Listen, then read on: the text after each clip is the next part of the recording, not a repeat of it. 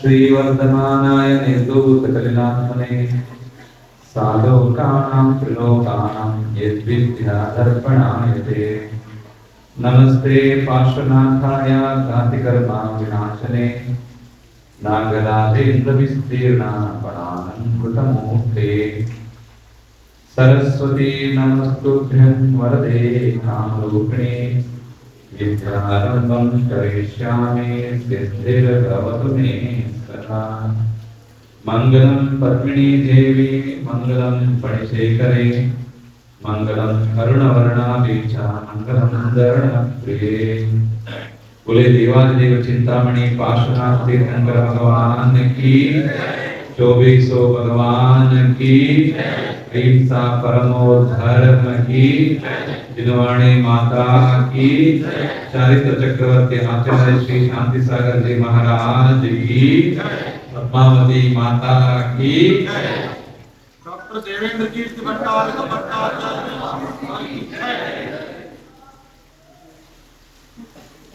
ಮೊದಲಿಗೆ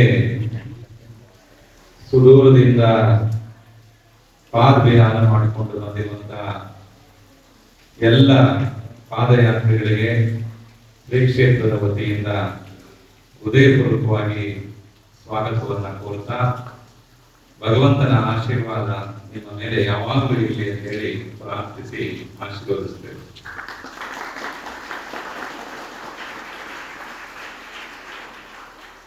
ಅವೆಲ್ಲ ಬೆಳಗಾವಿ ಜಿಲ್ಲೆ ಅಥಣಿ ತಾಲೂಕಿನಿಂದ ನಡೆದುಕೊಂಡು ಕಳೆದ 12 ದಿವಸಗಳಿಂದ ಹಗಲು ರಾತ್ರಿ ಈ ಕ್ಷೇತ್ರಕ್ಕೆ ಹೋಗಿ ಸಂಕಲ್ಪ ಮಾಡಿ ಬಂದಿದ್ದೀರಾ.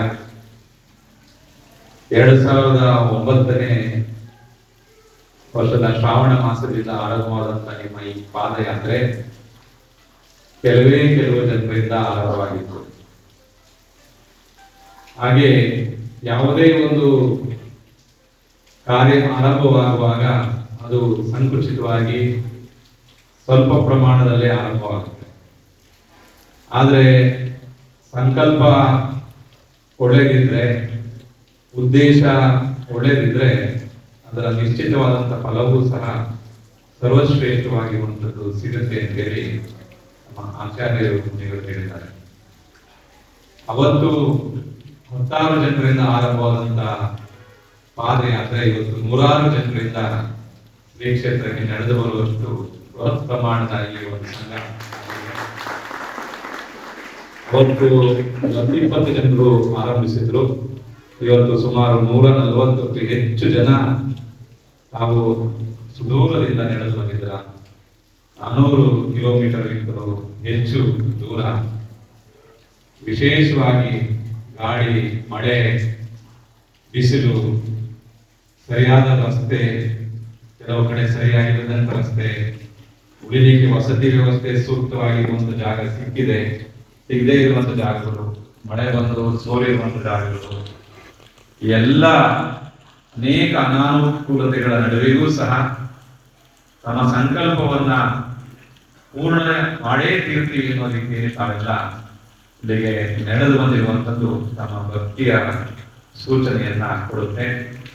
ಆ ನಿಟ್ಟಿನಲ್ಲಿ ಜೈನ ಧರ್ಮ ಯಾವಾಗಲೂ ಇಂಥ ಒಂದು ಪ್ರಭಾವನೆಗೆ ವಿಶೇಷವಾದಂತಹ ಮಹತ್ವವನ್ನ ಕೊಡುತ್ತೆ.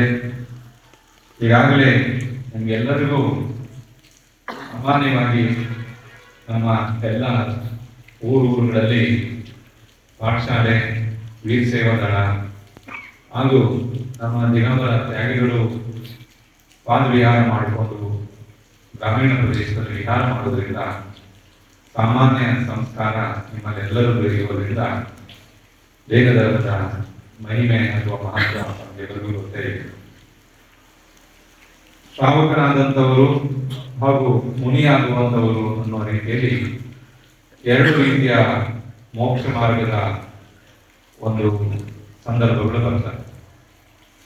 ಯಾರು ಸರ್ವತಾ ಸಂಸಾರದ ಎಲ್ಲ ಲೋಕ ವ್ಯವಹಾರಗಳನ್ನು ತ್ಯಜಿಸಿ ಕೇವಲ ಆತ್ಮಜ್ಞಾನವನ್ನ, ಆತ್ಮ ಕಲ್ಯಾಣವನ್ನು ಮಾಡಿಕೊಳ್ಳುವ ಉದ್ದೇಶದಿಂದ ಮುಂದೆ ದೀಕ್ಷೆಯನ್ನು ತೆಗೆದುಕೊಂಡು ತಪಸ್ಸನ್ನ ಆಚರಿಸಿ ಆ ಒಂದು ಮುಕ್ತಿಯ ಮಾರ್ಗದಲ್ಲಿ ನಡೀತಾರೋ ಅವರನ್ನ ಮಹಾಮುನಿಗಳು ಅಂತೇಳಿ ನಾವು ಮಹಾವತಿಗಳು ಅಂತೇಳಿ ಕರಿತೀವಿ. ಹಾಗೆ ಕಾಲಾಂತರದಲ್ಲಿ ಮೋಕ್ಷವನ್ನು ಪ್ರಾಪ್ತಿ ಮಾಡಿಕೊಳ್ಳೋ ಇಚ್ಛೆ ಇತ್ತು. ಆದರೆ ತಾವಿರುವ ಅವಸ್ಥೆಯಲ್ಲಿ, ಗೃಹಸ್ಥ ಅವಸ್ಥೆಯಲ್ಲಿ ಸಂಕ್ಷಿಪ್ತವಾಗಿ ವ್ರತ ನಿಯಮಗಳನ್ನು ಪಾಲಿಸುವ ಜೊತೆಗೆ ಗೃಹಸ್ಥ ಜೀವನದ ಸುಖ ಭೋಗಗಳನ್ನು ಅನುಭವಿಸುತ್ತಾ ತಾವು ಮಾಡುವಂತಹ ಸತ್ಕ್ರಿಯೆಗಳಿಂದ ಪ್ರಾಪ್ತವಾಗುವಂತಹ ಉತ್ತರೋತ್ತರವಾಗಿ ಸಿಗುವಂತಹ ಸ್ವರ್ಗ, ಅನಂತರ ಮೋಕ್ಷ ಸುಖವನ್ನು ಒಂದು ಅಭಿಲಾಷೆಯನ್ನು ಇಟ್ಕೊಂಡಿರುವಂಥವ್ರು ಶ್ರಾವಕರು ಅಂತ ಹೇಳಿ ಕರೀತಾರೆ. ಅದಕ್ಕೆ ದಾನಂ ಪೂಜಂ ಸಾವಯವ ಶ್ರಾವಕರಾದಂಥವರಿಗೆ ದಾನ ಮತ್ತು ಪೂಜೆಗಳ ಮಾಡುವ ಮೂಲಕವಾಗಿ ಕ್ರಮೇಣ ಮೋಕ್ಷ ಮಾರ್ಗದಲ್ಲಿ ನಡೆಯಬೇಕು ಅಂತ ಹೇಳ್ತಾರೆ. ಹಾಗೆ ಮಹಾಮುನಿಗಳಾದಂಥವರು ಜಾಣಾಧ್ಯಯನ, ಧ್ಯಾನ ಮತ್ತು ಅಧ್ಯಯನ ಅಥವಾ ಸ್ವಾಧ್ಯಾಯದಲ್ಲಿ ತತ್ಪರರಾಗಿ ತಮ್ಮ ಆತ್ಮತತ್ವವನ್ನ ತಿಳಿದುಕೊಳ್ಳುವಂತ ಉದ್ದೇಶ ಇಟ್ಟುಕೊಂಡು ಸಾಗಬೇಕು ಅಂತ ಹೇಳಿ ಹೇಳ್ತಾರೆ. ಅವೆಲ್ಲ ಸಾವಕೋಚಿತವಾದಂತಹ ವ್ರತ ನಿಯಮಗಳನ್ನ ಪಾಲಿಸುವ ಜೊತೆಗೆ ತ್ಯಾಗಿ ಜನರ ಸೇವೆ, ಗುರು ಹಿರಿಯರ ಸೇವೆ, ತಂದೆ ತಾಯಿಗಳ ಒಂದು ವಾತ್ಸಲ್ಯ ಭಾವವನ್ನ ಹೊಂದಿರುವಂತವರು ಅವೆಲ್ಲರೂ ಶ್ರಾವಕರು. ನಾವೆಲ್ಲ ವರ್ಷದ 365 ದಿವಸಗಳಲ್ಲೂ ಧರ್ಮ ಕಾರ್ಯಗಳ ಜೊತೆಗೆ ಲೌಕಿಕ ಕಾರ್ಯಗಳನ್ನು ಮಾಡಿಕೊಂಡು ಸಾಗುವಂಥವರು. ಊರಿನಲ್ಲಿ ದೇವಸ್ಥಾನದ ಪೂಜೆ, ಉತ್ಸವ ಕಾರ್ಯಗಳಲ್ಲಿರ್ಬೋದು, ಪಂಚಕರ್ಣಗಳಿರ್ಬೋದು, ಇನ್ನಿತ ಧರ್ಮ ಕಾರ್ಯಕ್ರಮಗಳಲ್ಲಿ ಭಾಗವಹಿಸುವಂಥದ್ದು ಸಹಜವಾಗಿ ಕರ್ತವ್ಯ ಮತ್ತು ಸಾಮಾಜಿಕ ಜವಾಬ್ದಾರಿ ರೀತಿಯಲ್ಲಿ ತಾವೆಲ್ಲ ಇರ್ತೇವೆ. ಆದರೆ ಅಪರೂಪಕ್ಕೊಮ್ಮೆ ಏನಾದರೂ ಒಂದು ವಿಶೇಷವಾದಂತಹ ಧರ್ಮ ಪ್ರಭಾವನೆಯನ್ನ ಮಾಡಬೇಕು ಅನ್ನುವಂಥದ್ದು ಭಾವನೆ ಇರುತ್ತೆ. ಅದಕ್ಕೆ ಒಬ್ಬರಿಂದ ಸಾಧ್ಯ ಇಲ್ಲ, ಅನೇಕ ಜನರ ಒಂದು ಬಲ ಬೆಂಬಲ ಬೇಕಾಗುತ್ತೆ ಅನ್ನುವಂಥದ್ದು ಸಹಜ. ಅಂಥದ್ರಲ್ಲಿ ಒಂದು ಈ ಯಾತ್ರೆಗಳನ್ನು ಮಾಡುವಂಥದ್ದು ಒಂದು ಕಾರಣ. ನಮ್ಮಲ್ಲಿ ಸಿದ್ಧಕ್ಷೇತ್ರಗಳ ಯಾತ್ರೆ, ಸಮಯಶಿಖರ್ಜಿ, ಗಿರ್ನಾರಾದಿ ಏನು ಶಾಶ್ವತವಾದಂತಹ ಸಿದ್ಧಕ್ಷೇತ್ರಗಳಿದ್ದಾವೆ ಉತ್ತರ ಭಾರತದಲ್ಲೆಲ್ಲ, ಅವುಗಳನ್ನೆಲ್ಲ ನಾವು ಎಷ್ಟೇ ದೂರ ಆದರೂ, ಎಷ್ಟೇ ದಿವಸ ಆದರೂ ಅಲ್ಲಿ ಹೋಗಿ ಅಲ್ಲಿ ನಿಂತು ಆ ಬೆಟ್ಟ ಪ್ರದೇಶಗಳಲ್ಲಿ ಹತ್ತಿ ಆ ಭಗವಂತನ ಮುಕ್ತಿಯ ಸ್ಥಳವನ್ನ ಮುಟ್ಟಿ ನಮಸ್ಕಾರ ಮಾಡಿ ನಾವು ಬರ್ತೇವೆ. ಈಗೆಲ್ಲ ಕಾಲ ಪರಿವರ್ತನೆ ಆಗ್ತಾ ಇದೆ. ಆಧುನಿಕವಾದಂತಹ ವ್ಯವಸ್ಥೆಗಳೆಲ್ಲ ಆ ಕ್ಷೇತ್ರಗಳಲ್ಲಿ ಆಗಿದೆ. ಆದರೆ ಇವತ್ತಿಗೂ ಹೆಚ್ಚು ಜನ ಆ ಸಿದ್ಧ ಕ್ಷೇತ್ರಗಳನ್ನ ದರ್ಶನ ಮಾಡುವಂಥದ್ದು, ನೆನೆದು ಹೋಗಿ ದರ್ಶನ ಮಾಡುವಂಥದ್ದು. ಆಚಾರ್ಯ ವಿದ್ಯಾನಂದ ಮಹಾರಾಜರು ಯಾವಾಗಲೂ ಒಂದು ಮಾತು ಇರೋದು, ಮೋಕ್ಷಕ್ಕೆ ಯಾರು ಬೇಗ ಹೋಗ್ತಾರೆ ಅನ್ನುವಂಥದ್ದನ್ನ ನಮ್ಮಂತ ಅಂತ ಕೇಳಿದ್ರು. ಇದು ಸಹಜವಾಗಿ ನಾವು ವ್ರತ ನಿಯಮಗಳು, ತಪಸ್ಸು, ಧ್ಯಾನ ಇತ್ಯಾದಿ ಕಾರಣ ಕೊಟ್ಟು ಈ ರೀತಿ ನಡೆದುಕೊಳ್ಳೋರು ಮೋಕ್ಷಕ್ಕೆ ಹೋಗ್ತಾರೆ ಅಂತ. ಅದಕ್ಕೆ ಮಹಾರಾಜರು ಹೇಳೋರು ಸರಳವಾಗಿ, ಅವೆಲ್ಲ ನಿಮ್ಗೆ ಗೊತ್ತಿದೆ, ಆಚಾರ್ಯ ವಿದ್ಯಾನಂದ ಮಹಾರಾಜರು ಎಷ್ಟು ವಿದ್ವಾಂಸರಿದ್ರು, ಎಷ್ಟು ಶಾಸ್ತ್ರ ತಿಳ್ಕೊಂಡಿದ್ರು, ಎಷ್ಟು ಜ್ಞಾನ ಇತ್ತು, ತಪಸ್ಸು. ಹಾಗಾಗಿ ಅಂತ ಜ್ಞಾನಿಗಳ ವಾಕ್ಯಗಳಲ್ಲಿ ಕೂಡ ಅರ್ಥ ಇದೆ. ಅವರು ನಾವಿಗೆಲ್ಲ ಕಾರಣ ಕೊಟ್ಟು ಒಂದೇ ವಾಕ್ಯದಲ್ಲಿ ಹೇಳಿದ್ರು, ಯಾರು ನಡ್ಕೊಂಡು ಹೋಗ್ತಾರೆ ಅವರು ಮೋಕ್ಷಕ್ಕೆ ಬೇಗ ಹೋಗ್ತಾರೆ ಅಂತ ಅಷ್ಟೇ ಹೇಳಿರ್ತಾರೆ. ಹೇಗೆ ಹೋಗ್ತಾರೆ, ಯಾರು ಹೋಗ್ತಾರೆ ಅಂತ ಅವ್ರು ಕೇಳಿದ್ರೆ ನಾವು ಏನೇನೋ ಕಾರಣ ಹೇಳಿದ್ವಿ. ತಪಸ್ ಮಾಡ್ಬೇಕು, ಧ್ಯಾನ ಮಾಡ್ಬೇಕು, ಉಪವಾಸ ಮಾಡ್ಬೇಕು, ಹಾಗೆ ಬೇಗ ಹೋಗ್ತಾರೆ ಅಂತ ಹೇಳಿ. ತೀರ್ಥಂಕರು ಪಾದಮೂಲ ಬೇಕು, ಹರಿಮಂತ್ರಿದ್ರೆ ಬೇಗ ಅವ್ರು ದರ್ಶನ ಮಾಡಿದ್ರೆ ಅಲ್ಲೇ ಮೋಕ್ಷಕ್ಕೆ ಹೋಗ್ಬೋದು, ಚತುರ್ಥ ಕಾಲ ಇರಬೇಕು, ಏನೇನೋ ಕಾರಣ ಹೇಳಿದೆ. ಆಗ ಮುಕ್ತವಾಗಿ ಹೇಳಿರುವ ಕಾರಣ ಎಲ್ಲ ಹೇಳಿದ್ರು. ಆದ್ರೆ ಅವ್ರೆಲ್ಲವನ್ನು ಸೇರಿಸಿ ಅವರು ಸರಳವಾಗಿ ಹೇಳಿದ ಒಂದೇ ವಾಕ್ಯದಲ್ಲಿ, ಯಾರು ಪಾದವಿಹಾರ ಮಾಡಿಕೊಂಡು ಹೋಗ್ತಾರೆ ಅವರು ಬೇಗ ಹೋಗ್ತಾರೆ. ಯಾರು ವಿಮಾನದಲ್ಲಿ ಹೋಗ್ತಾರೆ ಅವರು ಮೋಕ್ಷಕ್ಕೆ ಬೇಗ ಹೋಗೋದಿಲ್ಲ ಅಂತ ಹೇಳೋದು. ಆಮೇಲೆ ಅವ್ರ ಜೊತೆಗಿರುವಂತಹ ಮುನಿಗಳು ಮತ್ತೆ ಶ್ರಾವಕರೆಲ್ಲ ಕೇಳಿದ್ರು, ಮಹಾರಾಜ ಈಗಂದ್ರೆ ಬೇರೆ ಅರ್ಥ ಆಗಲ್ವಾ ಮತ್ತೆ ಅಂತ ಹೇಳೋದು. ಅವ್ರ ಅದಕ್ಕೆ ಸಂಕ್ಷಿಪ್ತವಾಗಿ ಹೇಳಿದ್ರು, ಯಾರ ಜೀವನದಲ್ಲಿ ವ್ರತ ನಿಯಮಗಳು ಸಂಯಮಗಳು ಇಟ್ಕೊಂಡು, ಯಾರು ಮುನಿ ಸಂಗತಿಯಲ್ಲಿ ಇಟ್ಕೊಂಡು ನಂತರ ಶಾವೋಚಿತವಾದ ವ್ರತ ನಿಯಮಗಳನ್ನು ಪಾಲಿಸಿ ಮುನಿಯಾಗಿ ಯಾರು ತನ್ನ ಜೀವನವನ್ನ ಕಳೀತಾರೆ ಅಂಥವರು ಬೇಗ ಮೋಕ್ಷ ಮಾರ್ಗಕ್ಕೆ ಹೋಗ್ತಾರೆ. ಯಾರು ಅನೇಕ ಆಕಾಂಕ್ಷೆಗಳನ್ನು ಇಟ್ಕೊಂಡು ಸ್ವರ್ಗಾದಿ ಸುಖವನ್ನ ಬಯಸಿ ಯಾರು ತಪಸ್ಸನ್ನ, ಧ್ಯಾನವನ್ನ, ಪೂಜೆಯನ್ನ, ದಾನವನ್ನ ಮಾಡ್ತಾರೆ ಅವರಿಗೆ ಸ್ವರ್ಗ ಸಿಗತ್ತೆ, ವಿಮಾನ ಸ್ವರ್ಗ ಸಿಗತ್ತೆ. ಆದ್ರೆ ಅಂತಿಮ ಸ್ವರ್ಗದ ಕೊನೆ ಇರೋವರೆಗೂ ವಿಮಾನಗಳಿದ್ದಾವೆ. ಆದ್ರೆ ಅಲ್ಲಿಂದ ಸಾಮಾನ್ಯ ಅರ್ಥದಲ್ಲಿ ಹೇಳ್ಬೇಕು ಅಂದ್ರೆ ಒಂದು ಕೈ ಮೊಳ ಪ್ರಮಾಣದಷ್ಟು ಆ ಲೋಕಾಕಾಶ ಇಲ್ಲ. ಅಂದ್ರೆ ಸಿದ್ಧ ಪರಮೇಶ್ವರ ಇರ್ತಲ್ಲ ಲೋಕಾಗ್ರದ ಅಂತ್ಯ ಭಾಗ ಅಳತೆ ಲೆಕ್ಕಕ್ಕೆ ಹೋದ್ರೆ ಜಾಸ್ತಿ ದೂರ ಇಲ್ಲ. ಆದ್ರೆ ಆ ವಿಮಾನ ಎಂತ ವಿಮಾನ ಇದ್ರು ಅವರು ಒಂದ್ಸಲ ಮೋಕ್ಷಕ್ಕೆ ಹೋಗಿ ನೋಡ್ಕೊಂಡು ಬರೋಣ ಅಂತ ಹೇಳಿದ್ರೆ ಆ ಯಾವ ದೇವತೆಗಳು ಹೋಗೋಕ್ಕಾಗಲ್ಲ. ಅವರು ಆ ಸ್ವರ್ಗದಿಂದ ಮೋಕ್ಷಕ್ಕೆ ಹೋಗ್ಬೇಕು ಅಂದ್ರೆ ಎಷ್ಟೇ ಲೋಕದ ಅಂತ್ಯದಲ್ಲಿರುವ ಸ್ವರ್ಗದವರಿದ್ರು ಅವರು ಆ ಮೋಕ್ಷಕ್ಕೆ ಹೋಗ್ಲಿಕ್ಕೆ, ವಿಮಾನದಿಂದ ಹೋಗ್ಲಿಕ್ಕೆ ಸಾಧ್ಯನೇ ಇಲ್ಲ. ಅವ್ರು ಮತ್ತೆ ವಾಪಸ್ ಸ್ವರ್ಗದಿಂದ ಬಂದು ಮನುಷ್ಯರಾಗಿ ಹುಟ್ಟಿ ಮತ್ತೆ ವ್ರತ ನಿಯಮವನ್ನು ಪಾಲಿಸಿ, ಸಂಯಮವನ್ನು ಪಾಲಿಸಿ, ಮುನಿಯಾಗಿ ಸಾಧನೆ ಮಾಡಿ ಕರ್ಮ ಕಳೆದು ಆವಾಗ ಅವರ ಆತ್ಮ ಲೋಕಾಗ್ರಹಕ್ಕೆ ಹೋಗುತ್ತೆ. ಈ ರೀತಿಯಾಗಿ ಮುನಿಗಳು ಹೇಳ್ತಿದ್ರು. ಆ ನಿಟ್ಟಿನಲ್ಲಿ ಇದು ಒಂದು ರೀತಿ ಅಭ್ಯಾಸ ಕ್ರಮ. ನೀವೆಲ್ಲ ಪಾದ ವಿಹಾರ ಮಾಡೋದನ್ನ ಅಭ್ಯಾಸ ಮಾಡ್ಕೊಂತೀರ. ಕೆಲವರು 15 ವರ್ಷದಿಂದ ಅಭ್ಯಾಸ ಮಾಡ್ತಿದ್ದೀರಾ, ಕೆಲವರು 7-8 ವರ್ಷದಿಂದ, ಕೆಲವರು 5-6 ವರ್ಷದಿಂದ, ಕೆಲವರು 2 ವರ್ಷದಿಂದ, ಕೆಲವರು 1 ವರ್ಷದಿಂದ. ಬಹುಶಃ ಈ ಅಭ್ಯಾಸ ಆಗ್ತಾ ಇರುವಂತದ್ದು ಯಾವುದೋ ಒಂದು ಪೂರ್ವ ಜನ್ಮದ ಸುಕೃತ. ಹಾಗೆ ಯಾರಿಗೂ ಈ ಒಂದು ಮನಸ್ಸು ಆಗೋದಿಲ್ಲ. ಹಾಗೆ ಸುಮ್ಮನೆ ಬಾ ಅಂತ ಹೇಳಿದ್ರೆ ಯಾರೂ ಬರೋದಿಲ್ಲ. ನೀವು ಅಲ್ಲೇ ಊರಲ್ಲೇ ಇದ್ರೆ ಒಂದ್ ಸ್ವಲ್ಪ ದೂರ ನಡ್ಕೊಂಡು ಹೋಗೋಣ ಅಂದ್ರೆ ಬೇಡ, ಬೈಕಲ್ಲಿ ಹೋಗ್ತೀನಿ ಅಂತ ಹೇಳಿ ಪಕ್ಕದ ಊರಿಗೆ ಹೋಗಿ ಬರೋಣ ಹಾಗೆ ಅಂತ ಹೇಳಿದ್ರೆ ಇಲ್ಲ, ನಮ್ಮ ಹತ್ರ ನಾವು ಬೇರೆ ವ್ಯವಸ್ಥೆ ಇದೆ. ಒಂದು ಗಲ್ಲಿಯಿಂದ ಇನ್ನೊಂದು ಗಲ್ಲಿಗೆ ಸುಮ್ಮನೆ ಹೋಗೋಣ ಅಂದ್ರೂ ಬರಲ್ಲ.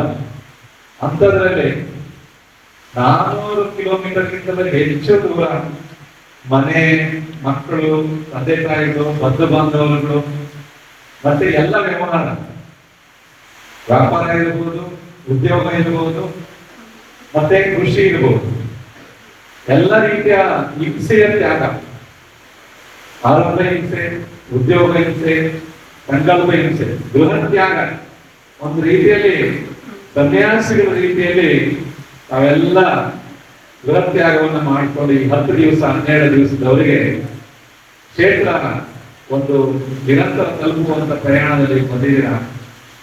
ಆ ನಿಟ್ಟಿನಲ್ಲಿ ಇವೆಲ್ಲ ಒಂದು ರೀತಿಯ ಪೂರ್ವ ಸಂಸ್ಕಾರ. 1 ಜನ್ಮದ 2 ಜನ್ಮದ ಅನೇಕ ಜನ್ಮಗಳಲ್ಲಿ ನಿಮ್ಗೆ ಈ ಸಂಸ್ಕಾರ ಬಂದಿದೆ. ನಡೆದು ಹೋಗ್ಬೇಕು, ತೀರ್ಥಯಾತ್ರೆ ಮಾಡಬೇಕು, ದರ್ಶನ ಮಾಡಬೇಕು ಅನ್ನುವಂಥ ಭಾವನೆ ಏನಿದೆ ಅದು ಕೇವಲ ಒಂದು ಭಾವದಲ್ಲಿ ಅಥವಾ ಈ ಭಾವದಲ್ಲಿ ಯಾರೋ ಹೇಳೋದು ಅಂತ ಬರುವಂತ ಒಂದು ಜಾಗೃತವಾಗುವಂತ ಭಾವನೆ ಅಲ್ಲ. ಆ ನಿಟ್ಟಿನಲ್ಲಿ ಇದೆಲ್ಲ ಒಂದು ಪೂರ್ವ ಸಂಸ್ಕಾರ. ಆ ನಿಟ್ಟಿನಲ್ಲಿ ತಾವೆಲ್ಲ ಧಾರ್ಮಿಕ ಗುಣ ಸಂಪನ್ನನಾಗಿ ಈ ಒಂದು ಕ್ಷೇತ್ರಕ್ಕೆ ನಡೆದು ಬರ್ತೀರ. 2009ನೇ ಇಸ್ವಿ ನಾವು ಅಲ್ಲೇ ಶ್ರವಣಬೆಳಗೊಳದಲ್ಲಿ ಅವಾಗ ಆ ವರ್ಷ ಇದು ಆರಂಭವಾಗಿತ್ತು. ಅನಂತರ ನಿರಂತರವಾಗಿ ನಡೆದು ಬಂದಿದೆ. ಕೊರೋನಾ ಸಮಯದಲ್ಲಿ 1 ವರ್ಷ, 19ನೇ ಇಸ್ವಿಯಲ್ಲಿ ಮಹಾಪೌರು ಬಂದಿದ್ರಿಂದ 1 ವರ್ಷ, 2 ವರ್ಷ ಅಥವಾ 3 ವರ್ಷ ಅಲ್ಲಿಂದ ಒಟ್ಟು ನಡೆದು ಬರೋದು ತಪ್ಪಿತ್ತು. ಆದ್ರೆ ಯಾತ್ರೆ ನಿಂತಿರ್ಲಿಲ್ಲ. ಇಲ್ಲಿ 2-3 ಕಿಲೋಮೀಟರ್ ಅನ್ನು ಬಂದು ನಡೆದು ಇಲ್ಲಿಗೆ ತಲುಪಿದ. ಹಾಗಾಗಿ ಎಲ್ಲೂ ಆ ಒಂದು ಯಾತ್ರೆ ನಿಂತಿಲ್ಲ. 15 ವರ್ಷದಿಂದ ಈಗ 16ನೇ ವರ್ಷ ಹೆಚ್ಚು ಕಡಿಮೆ. 2019 15 ಮುಗಿದು 16ನೇ ವರ್ಷದ ಪಾದಯಾತ್ರೆ ನಿರಂತರವಾಗಿ ತಾವೆಲ್ಲ ಮಾಡ್ತಾ ಬಂದಿದ್ದೀರ. ನಾವು ಈ ಒಂದು ಯಾತ್ರೆ ಸಂದರ್ಭದಲ್ಲಿ ಒಳ್ಳೆಯ ಭಾವನೆಗಳನ್ನು ಇಟ್ಕೊಂಡು ಕ್ಷೇತ್ರವನ್ನು ತಲುಪುವ ಸಂಕಲ್ಪ ಇಟ್ಕೊಂಡು ಏನು ತ್ಯಾಗ ಭಾವನೆ ಇರುವಂತ ವ್ಯವಸ್ಥೆಯಲ್ಲೇ ಆ ಒಂದು ವ್ಯವಸ್ಥೆಗೆ ಅನುಗುಣವಾಗಿ ಅಡ್ಜಸ್ಟ್ ಆಗಿ ನಾವೆಲ್ಲ ಇಲ್ಲಿಗೆ ಬಂದಿರ್ತೀರ. ಗಾಳಿ ಮಳೆ ನೋಡಿ ಎಲ್ಲೇ ಹೋದ್ರು ಎಲ್ಲ ಕಡೆ ನಿಮ್ಗೆ ಈ ಶ್ರಾವಣ ಮಾಸ ಅಂತ ಹೇಳಿದ್ರೆ ಸಿಕ್ಕೇ ಸಿಗುತ್ತೆ. ಈ ವರ್ಷ ನಿಮಗೆ ಸ್ವಲ್ಪ ಹೆಚ್ಚಿಗೆ ಇದೆ. ಆ ನಿಟ್ಟಿನಲ್ಲಿ ಪ್ರಕೃತಿ ಯಾವುದೇ ಸಮಸ್ಯೆ ಇದ್ರು ಅದನ್ನ ಬೇಸರ ಮಾಡ್ಕೊಳ್ಳದೆ ಎಲ್ಲವನ್ನ ಸಹನೆಯಿಂದ ಶಾಂತಚಿತ್ತರಾಗಿ ಆ ಒಂದು ವ್ಯವಸ್ಥೆಯಲ್ಲಿ ತಾವಿದ್ದು ಈ ಕ್ಷೇತ್ರಕ್ಕೆ 12ನೇ ದಿವಸ ಇವತ್ತಿಗೆ ತಲುಪಿದಿರ. ವ್ಯವಸ್ಥೆ ಇದ್ದವರು, ವ್ಯವಸ್ಥೆ ಮಾಡಿದವರು, ಕೃತಕಾಲಿಕ ಅನುಮೋದನೆ ಎಲ್ಲ ಆ ಒಂದು ಬಂಧುಗಳಿಗೂ ಆ ಭಗವಂತನ ಹಾಗೂ ಮಹಾದೇವಿ ಅನುಗ್ರಹ ಆಶೀರ್ವಾದ ಪ್ರಾಪ್ತಿಯಾಗಿ ಅಂತ ಆಶೀರ್ವದಿಸ್ತೇವೆ.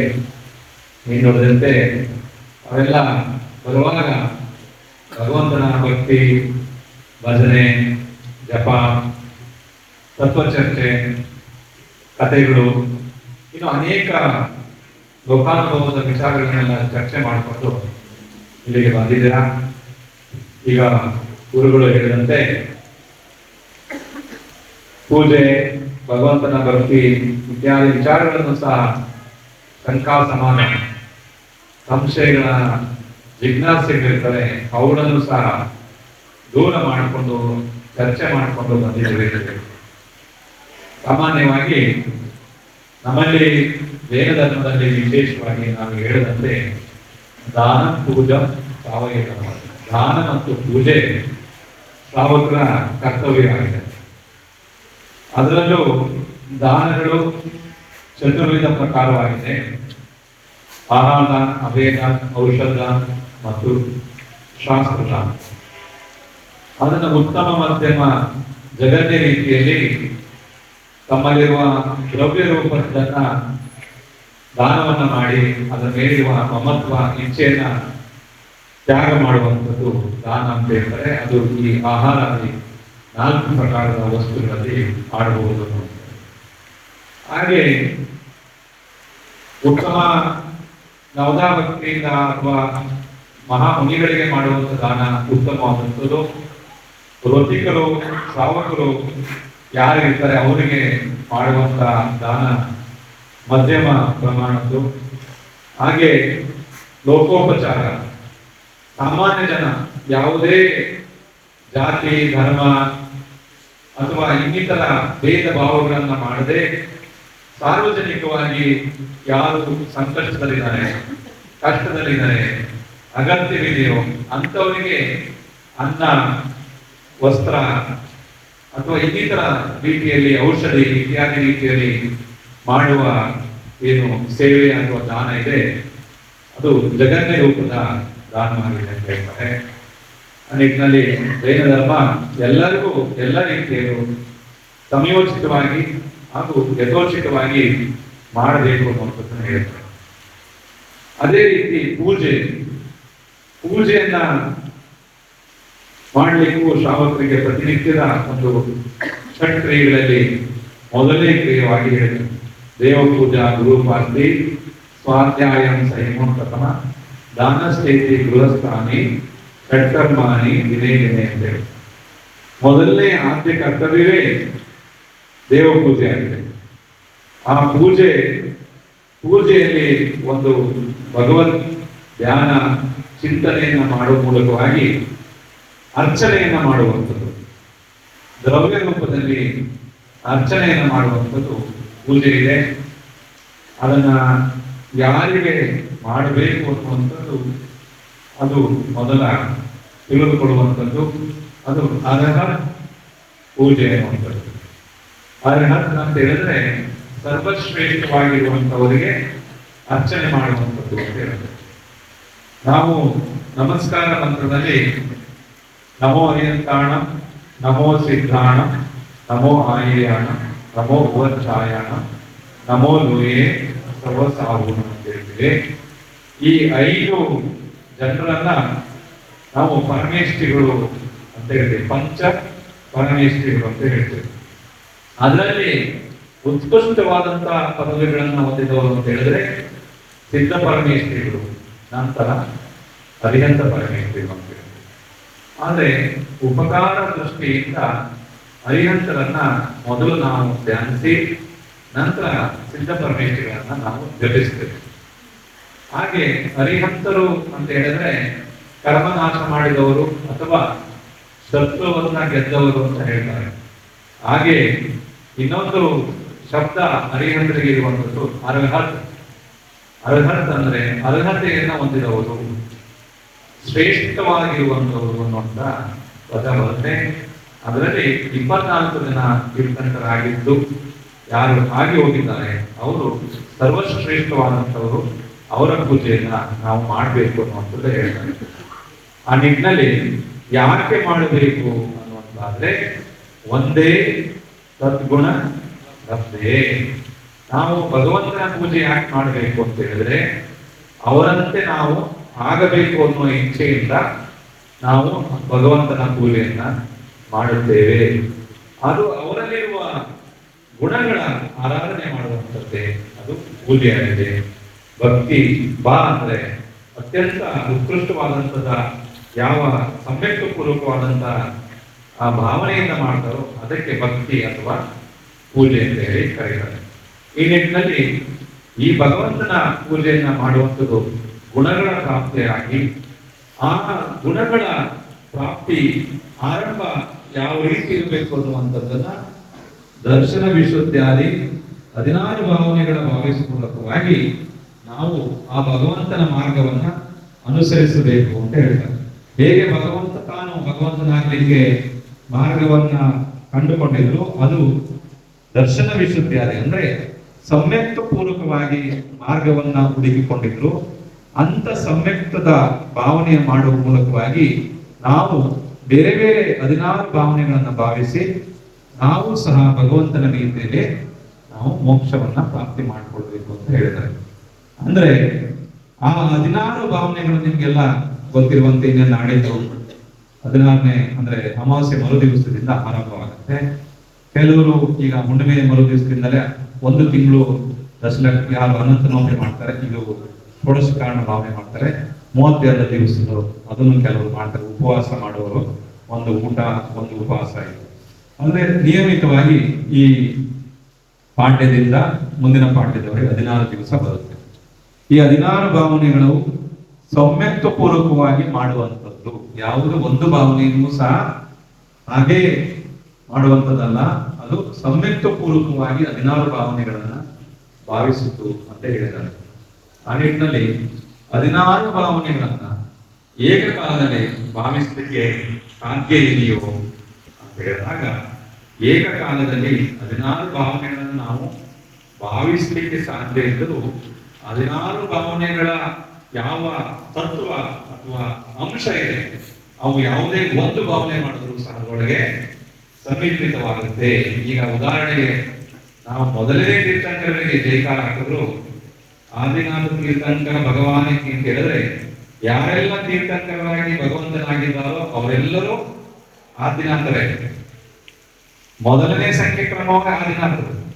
ಆದ್ರೆ ಅಜಿತನಾಥ ತೀರ್ಥಂಕರ ಕಾಲದಲ್ಲಿ ನಾವು ಆಗ್ತಿದ್ವಿ ಅಂದ್ರೆ ಅವರೇ ಆದಿ, ಅವರಿಂದ ಆರಾಧನಾದಾಗ ಅವರೇ ಆದಿ.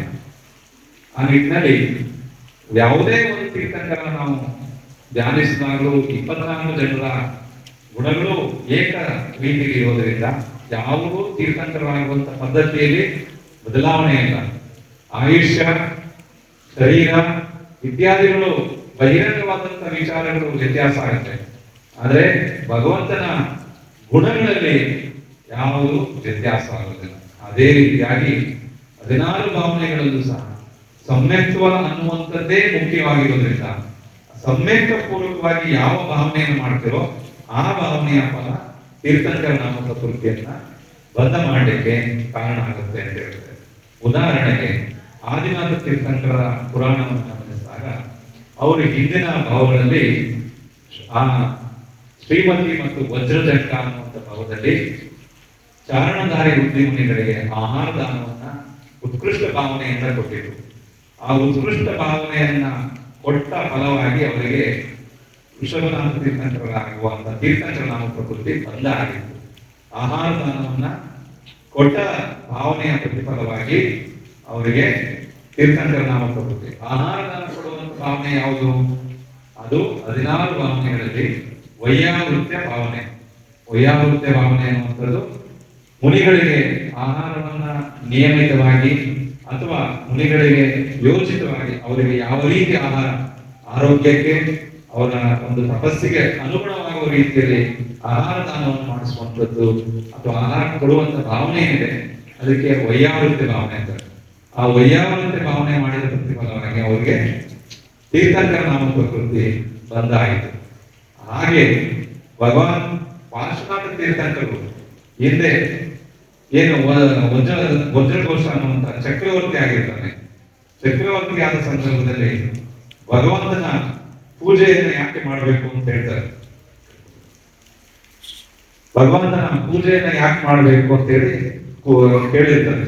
ಸಮವಸ್ತ್ರದಲ್ಲಿ ಹೋಗಿ ಅವರು ಪ್ರಾರ್ಥನೆ ಮಾಡಿರ್ತಾರೆ, ಮೂರ್ತಿ ಪೂಜೆಯನ್ನ ಯಾಕೆ ಮಾಡಬೇಕು ಅಂತ ಹೇಳಿ. ಪಾರ್ಶ್ವನಾಥ ಜೀವ ಮೂರ್ತಿ ಪೂಜೆ ಯಾಕೆ ಮಾಡಬೇಕು ಅಂತ ಹೇಳಿರ್ತಾರೆ. ಆ ಮೂರ್ತಿ ಪೂಜೆಯ ಬಗ್ಗೆ ಅವರು ಸಮವಸ್ತ್ರದಲ್ಲಿ ತಿಳಿದುಕೊಳ್ತಾರೆ. ಮೂರ್ತಿ ಪೂಜೆ ಮಾಡೋದ್ರಿಂದ ಅವರಿಗೆ ಏನು ಸ್ಥಾಪನಾ ನಿಕ್ಷೇಪದ ದೃಷ್ಟಿಯಿಂದ ಇವರೇ ತೀರ್ಥಂಕರು, ಇವರೇ ಭಗವಂತರು ಅನ್ನುವಂಥ ಭಾವನೆ ಸ್ಥಾಪನೆ ಮಾಡಿ ಏನು ಮಾಡ್ತೀವಿ ಆ ಭಾವನೆ ಪ್ರತಿಫಲವಾಗಿ ನಮಗೆ ಪೂಜ್ಯತೆಯ ಗುಣಗಳು ಪ್ರಾಪ್ತಿ ಆಗ್ತವೆ. ಅಂದ್ರೆ ಸಮ್ಯಕ ಪ್ರಾಪ್ತಿ ಆಗುತ್ತೆ. ಸಮ್ಯಕದಿಂದ ಮುಂದೆ ಜೀವ ಮಾನಕ ಪ್ರಶಸ್ತ ಆಗುತ್ತೆ. ನಂತರದ ಆನಂದ ರಾಜನಾಗುವಂತ ಭಾವದಲ್ಲಿ ಚಕ್ರವರ್ತಿ ಆನಂದ ರಾಜನಾಗಿರ್ತಾರೆ. ಆ ಭಾವದಲ್ಲಿ ಅವರು ಏನು ಸೂರ್ಯ ವಿಮಾನ ಅಂತ ಹೇಳ್ತೇವೆ, ನಾವು ಯಾರು ನೋಡಿಲ್ಲ, ಕಣ್ಣಲ್ಲಿ ನೋಡ್ಲಿಕ್ಕೆ ಆಗೋದಿಲ್ಲ. ಆದರೆ ಸೂರ್ಯ ವಿಮಾನದಲ್ಲೂ ಸಹ ಜಿನಬಿಂಬಗಳಿದ್ದಾವೆ. ಆ ಜಿನಬಿಂಬಗಳು ಅಲ್ಲಿ ಜಿನಾಲಯ ಇರುತ್ತೆ. ಅಲ್ಲಿ ದೇವತೆಗಳು ಯಾರು ಸೂರ್ಯ ವಿಮಾನದಲ್ಲಿ ಇರ್ತಾರೆ ಅವರೆಲ್ಲ ಜಿನಬಿಂಬ ದರ್ಶನ ಮಾಡ್ತಾರೆ. ನಾವು ಯಾರು ಅಲ್ಲಿ ಹೋಗ್ಲಿಕ್ಕೆ ಸಾಧ್ಯ ಇಲ್ಲ.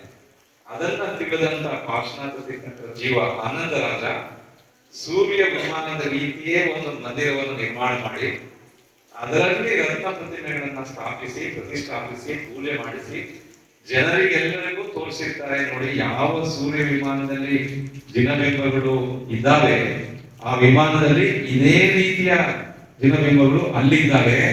ಆ ಸೂರ್ಯ ವಿಮಾನವನ್ನು ನಾವು ಯಾರು ನೋಡ್ಲಿಕ್ಕೆ ಸಾಧ್ಯ ಇಲ್ಲ. ಅದಕ್ಕಾಗಿ ನಾನು ಈ ಜಿನಮಂದಿರವನ್ನು ಮಾಡಿಸಿ ನಿಮ್ಗೆಲ್ಲರಿಗೂ ದರ್ಶನವನ್ನು ಮಾಡಿಸ್ತಿದ್ದೇನೆ ಅಂತ ಹೇಳಿ ಭಾವನೆ ಮಾಡಿದ ಕಾರಣವಾಗಿ ಭಕ್ತಿ ಭಗವಂತನ ನಂದೀಶ್ವರ ದೀಪದಲ್ಲಿ ಅವರು 8 ದಿನಗಳವರೆಗೆ ನಂದೀಶ್ವರ ದೀಪ ಇದು ಸಂದರ್ಭದಲ್ಲಿ ಕಾರ್ತಿಕ ಮಾಸದಲ್ಲಿ ಆ ಭಗವಂತನ ಪೂಜೆಯನ್ನು ಮಾಡಿಸ್ತಾರೆ. ಅವರ ಜೊತೆಗೆ ಎಲ್ಲರಿಗೂ ಮಾಡಿಸಿರ್ತಾರೆ. ಆ ಒಂದು ಭಗವಂತ ಪೂಜೆ ಮಾಡಿದ ಪ್ರತಿಫಲವಾಗಿ ಅಂದ್ರೆ ಅರ್ಹದ ಭಕ್ತಿ, 16 ಭಾವನೆಗಳಲ್ಲಿ ಒಂದು ಭಕ್ತಿ ಅರ್ಹದ ಭಕ್ತಿ. ಆ ಅರ್ಹದ ಭಕ್ತಿಯನ್ನ ಅತ್ಯಂತ ಭಾವನಾಪೂರ್ವಕವಾಗಿ ಮಾಡಿದ ಪ್ರತಿಫಲವಾಗಿ ಅವರಿಗೆ ನಂತರದ 3ನೇ ಭಾವದಲ್ಲಿ ಪಾರ್ಶ್ವನಾಥ ತೀರ್ಥಂಕರಾಗುವಂತ ಪುಣ್ಯ ಬಂಧವನ್ನ ಅವರು ಮಾಡಿಕೊಂಡಿರ್ತಾರೆ. ಹೀಗೆ ಒಂದೇ ಭಾವನೆ ಆದ್ರೆ ಸಮ್ಯಕ್ ಪೂರ್ವಕವಾಗಿ ಉಳಿದಂತ ಎಲ್ಲ ಭಾವನೆಗಳು ಆ ಒಂದೇ ಭಾವನೆಯಲ್ಲಿ ಸಮ್ಮಿಲಿತವಾಗಿರುತ್ತೆ. ಹಾಗೆ ಮಹಾವೀರ ತೀರ್ಥಂಕರು ಅವರು ಹಿಂದೆ ಮೊದಲನೇ ಭಾವದಲ್ಲಿ ಪುನೌರವ ಅನ್ನುವಂತ ಒಬ್ಬ ಬೇಡನಾಗಿರ್ತಾರೆ. ಬೇಡನಾಗಿದ್ದಂತ ಸಂದರ್ಭದಲ್ಲಿ ಒಬ್ರು ಮುನಿಗಳು ರಸ್ತೆ ತಪ್ಪಿರ್ತಾರೆ. ಕಾಡಿನಲ್ಲಿ ಸಂಘದ ಜೊತೆ ವಿಹಾರ ಮಾಡುವಾಗ ಶುದ್ಧಿಗೆ ಇನ್ನು ಯಾವುದೋ ಒಂದು ಕಾರಣ ನಿಮಿತ್ತದಿಂದ ಮುಂದೆ ಹೋಗ್ಬಿಡ್ತಾರೆ. ಇವರು ಹಿಂದೆ ಉಳ್ಕೊಂಡಾಗ ಕಾಡಿನಲ್ಲಿ ರಸ್ತೆ ತಪ್ಪಿ ಬರ್ತಿರುವಾಗ ಏನು ಈ ಹಳ್ಳ ಅಂತ ನಿಮ್ ಕಡೆ ಅಂತೀರಿ, ನೀರು ಹೊಳೆ ಜಾಸ್ತಿ ನೀರು ಬಂದ್ರೆ ಒಂದು ಹಳ್ಳ ಆಗಿರುತ್ತೆ. ಹೊಲದ ಮಧ್ಯೆ ಮಳೆಗಾಲದಷ್ಟೇ ನೀರು ಇರುತ್ತೆ, ಬೇಸಿಗೆ ಇರೋದು. ಆ ಜಾಗದಲ್ಲಿ ಮರಳು ಉಸ್ಕು ತುಂಬಿರುತ್ತೆ. ಮಳೆಗಾಲದಲ್ಲಿ ಉಸ್ಕು ಬಂದು ಸೇರಿರುತ್ತೆ, ಬೇಸಿಗೆ ನೀರಿರಲ್ಲ. ಅವರು ಮುನಿಗಳು ಯೋಚನೆ ಮಾಡ್ತಾರೆ, ಕಾಡಿನಲ್ಲಿ ಹೋಗ್ಬೇಕಂದ್ರೂ ಹುಲ್ಲಿದೆ ಮತ್ತೆ ಮುಳ್ಳಿದೆ, ಚುಚ್ಚುತ್ತೆ. ಹಾಗಾಗಿ ಉಸ್ಕಿನ ಮೇಲೆ ನಡ್ಕೊಂಡು ಹೋದ್ರೆ ನಮ್ಗೆ ದಾರಿ ಅನುಕೂಲ ಆಗುತ್ತೆ ಅಂತ ಆ ಉಸ್ಕಿನ ಮೇಲೆ ನಡೆದು ಹೋಗ್ತಾ ಇರ್ತಾರೆ. ಅವಾಗ ಈ ಬೇಡ ಬರ್ತಾನೆ. ಬೇಡ ಬಂದು ಕೇಳ್ತಾನೆ, ನೀವು ಯಾರು ಓದ್ತೀರ? ನಮ್ಮ ಅವನಿಗೆ ಮುನಿ ಅಂದ್ರೆ ಯಾರು ಗೊತ್ತಿಲ್ಲ. ನಾನೇ ಬಡವ, ನಾನು ಶಿಕಾರಿ ಮಾಡಿ ಬದುಕೋನು ಒಂದು ಕಚ್ಚೆ ಕಟ್ಟಿಕೊಂಡು ಬದುಕ್ತಾ ಇದ್ದೇನೆ, ನನಗೆ ಏನು ಇಲ್ಲ ಅಂತಂದ್ರೆ ನನಗಿಂತಲೂ ಕಡೆಯಾಗಿರುವಂತ ಮನುಷ್ಯ ಇವನು, ಯಾರು ಇವನು ಅಂತ ಹೇಳಿ ಆ ಮುನಿಗಳನ್ನ ಇವು ಹೋಗಿ ಏನಿಲ್ಲ ಅಂತ ಕೇಳಿದಾಗ ನಾವು ಹೀಗೆ ಮುನಿಗಳು ಜೈನ ಮುನಿಗಳಿದ್ರೆ ದಾರಿ ತಪ್ಪಿ ನಮ್ಮ ಜೊತೆಗಿದ್ದವರನ್ನು ಮುಂದೆ ಹೋದ್ರು ನನಗೆ ದಾರಿ ಗೊತ್ತಾಗ್ತಿಲ್ಲ, ಮುಂದಿನ ಊರಿಗೆ ಹೋಗ್ಬೇಕು ಅಂತ. ಹಾಗಾಗಿ ಇಲ್ಲಿ ಹೋಗ್ತಿದ್ರೆ ಅಂತ ಹೇಳಿದ್ರೆ ಈ ದಾರಿ ಯಾಕೆ ಹೋಗ್ತಿದ್ರ ಅಂದಾಗ ಇದು ಮರಳಿದೆ, ಕಾಲಿಗೆ ಚುಚ್ಚೋದಿಲ್ಲ, ನಾವು ಬರೀ ಕಾಲಲ್ಲಿ ನಡೀತೀವಿ, ಮತ್ತೆ ರಸ್ತೆಯಲ್ಲೆಲ್ಲ ಕಾಡಿನಲ್ಲೆಲ್ಲ ಮುಳ್ಳಿದೆ ಮತ್ತು ಹುಲ್ಲು ಮೇಲೆ ನಾವು ನಡೆಯೋದಿಲ್ಲ ಹಿಂಗೆಲ್ಲ ಹೇಳಿದಾಗ ಅದಕ್ಕೆ ಈ ರಸ್ತೆನ ಇದು ಮೆತ್ತು ಇದೆ, ಇದು ಚುಚ್ಚೋದಿಲ್ಲ, ಹುಳ ಯಾವುದೇ ಇರೋಲ್ಲ ಮರಳೊಳಗೆ ಅಂತ ಹೇಳಿ. ಹೌದು, ಆದ್ರೆ ನೀವು ಬೇರೆ ಊರಿಗೆ ಹೋಗ್ಬೇಕಂದ್ರೆ ಬೇರೆ ರಸ್ತೆ ಇದೆ, ಆದ್ರೆ ಈ ರಸ್ತೆ ಹೋದ್ರೆ ನೀವು ಊರಿಗೆ ತಲುಪೋದಿಲ್ಲ ಅಂತ ಹೇಳ್ತಾರೆ. ಮತ್ತೆ ಎಲ್ಲಿಗೆ ಹೋಗೋದು? ಈಗ ಮಳೆಗಾಲದಲ್ಲಿ ಈ ರಸ್ತೆಯಲ್ಲಿ ಒಡೆ ಬರುತ್ತೆ, ನೀರು ಬರುತ್ತೆ, ಈ ನೀರು ಮುಂದೆ ಹೋಗಿ ಒಂದು ದೊಡ್ಡ ಪ್ರಪಾತ ಇದೆ, ಬೆಟ್ಟದ ಮುಂದೆ ದೊಡ್ಡ ಪ್ರಪಾತ ಇದೆ, ಅಲ್ಲಿ ಹೋಗಿ ನೀರು ಬೀಳುವಂತ ಜಾಗ ಇದು. ನೀವು ಹೋದ್ರೆ ಮುಂದೆ ಪ್ರಪಾತ ಬಿದ್ದ್ಬಿಡ್ತೀರಾ, ಹಾಗಾಗಿ ಈ ರಸ್ತೆಯಲ್ಲಿ ನೀವು ಹೋಗ್ಬೇಡಿ. ನನಗೆ ರಸ್ತೆ ತೋರಿಸೋದು ಯಾರು? ನಂಗೆ ಗೊತ್ತಿಲ್ಲ ಈ ರಸ್ತೆ ಯಾವುದು, ನಿಮ್ಗೆ ಆ ಥರದ್ದು ಏನಾದ್ರು ಇದ್ರೆ ನಾನು ನಿಮ್ಗೆ ಸಹಾಯ ಮಾಡ್ತೀನಿ, ದಯವಿಟ್ಟು ಈ ರಸ್ತೆಗೆ ಹೋಗ್ಬೇಡಿ ಅಂತೇಳಿ ಅವ್ರನ್ನ ಆ ಮರಳಿನ ರಸ್ತೆಯಿಂದ ಬೇರೆ ರಸ್ತೆಗೆ ಕರ್ಕೊಂಡು ದಾರಿಗೆ ಬರ್ತಾನೆ. ದಾರಿ ಎಂದು ಅವ್ರಿಗೆ ಗೊತ್ತಿರುತ್ತೆ, ನಮ್ಗೆ ಹೇಳಿರ್ತಾರೆ ನಾನು ಹುಲ್ ಮೇಲೆ ನಡೆಯಲ್ಲ ಅಂತ. ಅವನ ರಸ್ತೆನೆಲ್ಲ ಸ್ವಚ್ಛ ಮಾಡ್ತಾ ಸ್ವಚ್ಛವಾಗಿರೋ ರಸ್ತೆಯಲ್ಲಿ ಮುನಿಗಳನ್ನ ಕರ್ಕೊಂಡು ಹೋಗ್ತಾನೆ. ಕೊನೆಗೆ ಅವ್ರಿಗೆ ಆಯಾಸ ಆದಾಗ ಅವ್ರ ಕಮಂಡಲವನ್ನು ಅವ್ರ ಕೈಗೆ ಕೊಡ್ತಾನೆ, ಇದು ಹಿಡ್ಕೋ ನನಗೆ ನಡೀಲಿಕ್ಕೆ ಅನುಕೂಲ ಆಗಲಿ ಅಂತ. ಬೇಡ ಕಮಂಡ ಇಟ್ಕೊಡ್ತಾನೆ, ಕಮಂಡ ಇಟ್ಕೊಂಡು ಅವ್ರ ಜೊತೆ ನಡೀತಾರೆ. ನಡೆಯುವಾಗ ಸ್ವಲ್ಪ ದೂರದಲ್ಲೇ ಈಗ ಕೇಳ್ತಾ ಹೋಗ್ತಾರೆ, ನೀನ್ ಯಾರು, ಏನು ಎಂತ ಅಂತ. ನಾನು ಬೇಡ ಇದ್ದೇನೆ, ಶಿಕಾರಿ ಮಾಡ್ತೇನೆ, ಜೀವ ಹತ್ಯೆ ಮಾಡಿ ನನ್ನ ತಿಂತೀನಿ ಮತ್ತು ಅದನ್ನು ಮಾರಾಟ ಮಾಡ್ತೀನಿ, ಹಾಗೆ ಬೇರೆ ಏನು ಸಿಗೋದಿಲ್ಲ ಈ ಕಾಡಲ್ಲಿ, ಹಾಗೆ ಹೌದಾ, ಇಷ್ಟು ಜೀವ ಹಾನಿ ಮಾಡಿದ್ಯಾ? ನಾವು ಒಂದು ಜೀವ ಸಾಯುತ್ತೆ ಅಂತ ಹೇಳಿ ಇಷ್ಟೆಲ್ಲ ಯೋಚನೆ ಮಾಡ್ತೀವಿ, ಈಗ ದಿನನಿತ್ಯ ಶಿಕಾರಿ ಮಾಡಿ ಬದುಕ್ತಿದ್ಯಾ? ನಾವು ಒಂದು ಜೀವಕ್ಕೆ ಹಾನಿ ಆದ್ರೆ ನಮ್ಗೆ ಕರ್ಮ ಬಂದ ಆಗುತ್ತೆ ಅಂತ ಇರ್ತೀವಿ, ನೀನ್ ದಿನ ಪ್ರಾಣಿ ದೊಡ್ಡ ಪ್ರಾಣಿ ಕೊಂದು ತಿಂತಿ ಆದ್ರೆ ನಿನಗೆ ಎಷ್ಟು ಕರ್ಮ ಬಂದ ಆಗ್ಬೋದು ಅಂತ ಹೇಳ್ತಾರೆ. ಅವಾಗ ಅವನಿಗೊಂತ ಮನಸ್ಸಿನಲ್ಲಿ ಬಹಳ ಸಂಕೋಚ ಆಗುತ್ತೆ. ಇವರು ಒಂದು ಸಣ್ಣ ಹುಳದ ಮೇಲೆ ನಡಿಲಿಕ್ಕೆ ಇಷ್ಟೆಲ್ಲ ಯೋಚನೆ ಮಾಡೋದು, ಹುಲ್ಲಿನ ಮೇಲೆ ನಡಿಲಿಕ್ಕೆ ಯೋಚನೆ ಮಾಡೋದು. ನಾನು ಹೌದು ಇವ್ರು ಹೇಳಿದ ತರ ಪ್ರಾಣಿನ ಕೊಂದು ತಿನ್ನುವಂಥದ್ದು ನನಗೆಷ್ಟು ಇನ್ನ ಮುಂದೆ ಕಾದಿರ್ಬೋದು ಅಂತ ಹೇಳಿ ಅವ್ನು ಯೋಚನೆ ಮಾಡ್ತಾನೆ. ಅದಕ್ಕೆ ಹೇಳ್ತಾರೆ, ಹಂಗಾಗಿ ಈ ತರ ಎಲ್ಲ ಮಾಡಬಾರ್ದು, ನೀನು ಹಿಂಸೆ ತ್ಯಾಗ ಮಾಡು, ಹಿಂಸೆ ಮಾಡಬೇಡ, ಪ್ರಾಣಿ ಪಕ್ಷಿಗಳನ್ನ ಕೊಲ್ಲಬೇಡ, ಹಾಗೆ ಬದುಕು ಅಂತ ಹೇಳ್ತಾರೆ.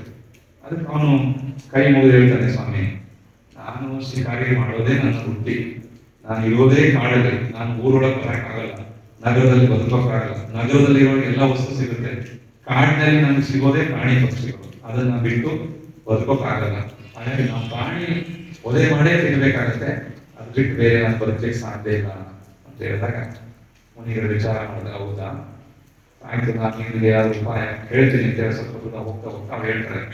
ಹಾಗಾದ್ರೆ ನಿಮಗೆ ಎಷ್ಟು ಯಾವ ತರದ ಪ್ರಾಣಿಗಳನ್ನೆಲ್ಲ ತಿಂತೀನಿ ಅಂತ ಹೇಳಿದ್ರೆ, ಹೀಗೆ ಒಂದೊಂದು ದಿವಸ ದೊಡ್ಡ ಪ್ರಾಣಿ ಕೊಂದು ತಿಂತೀನಿ, ಒಂದ್ ದಿವಸ ಚಿಕ್ಕ ಪ್ರಾಣಿ ಕೊಂದು ತಿಂತೀನಿ, ನನಗೆ ಸಮಯಕ್ಕೂ ಯಾವ್ದು ಸಿಗುತ್ತೋ ಅದನ್ನು ಕೊಂದು ತಿನ್ಬಿಡ್ತೀವಿ, ನಮ್ಮ ಮನೆಯವ್ರಿಗೆ ತಿನ್ನಿಸ್ತೀನಿ, ಪ್ರಾಣಿ ಪಕ್ಷಿ ಎಲ್ಲ ತಿಂತೀನಿ ಅಂತ ಹೇಳಿದ್ರು.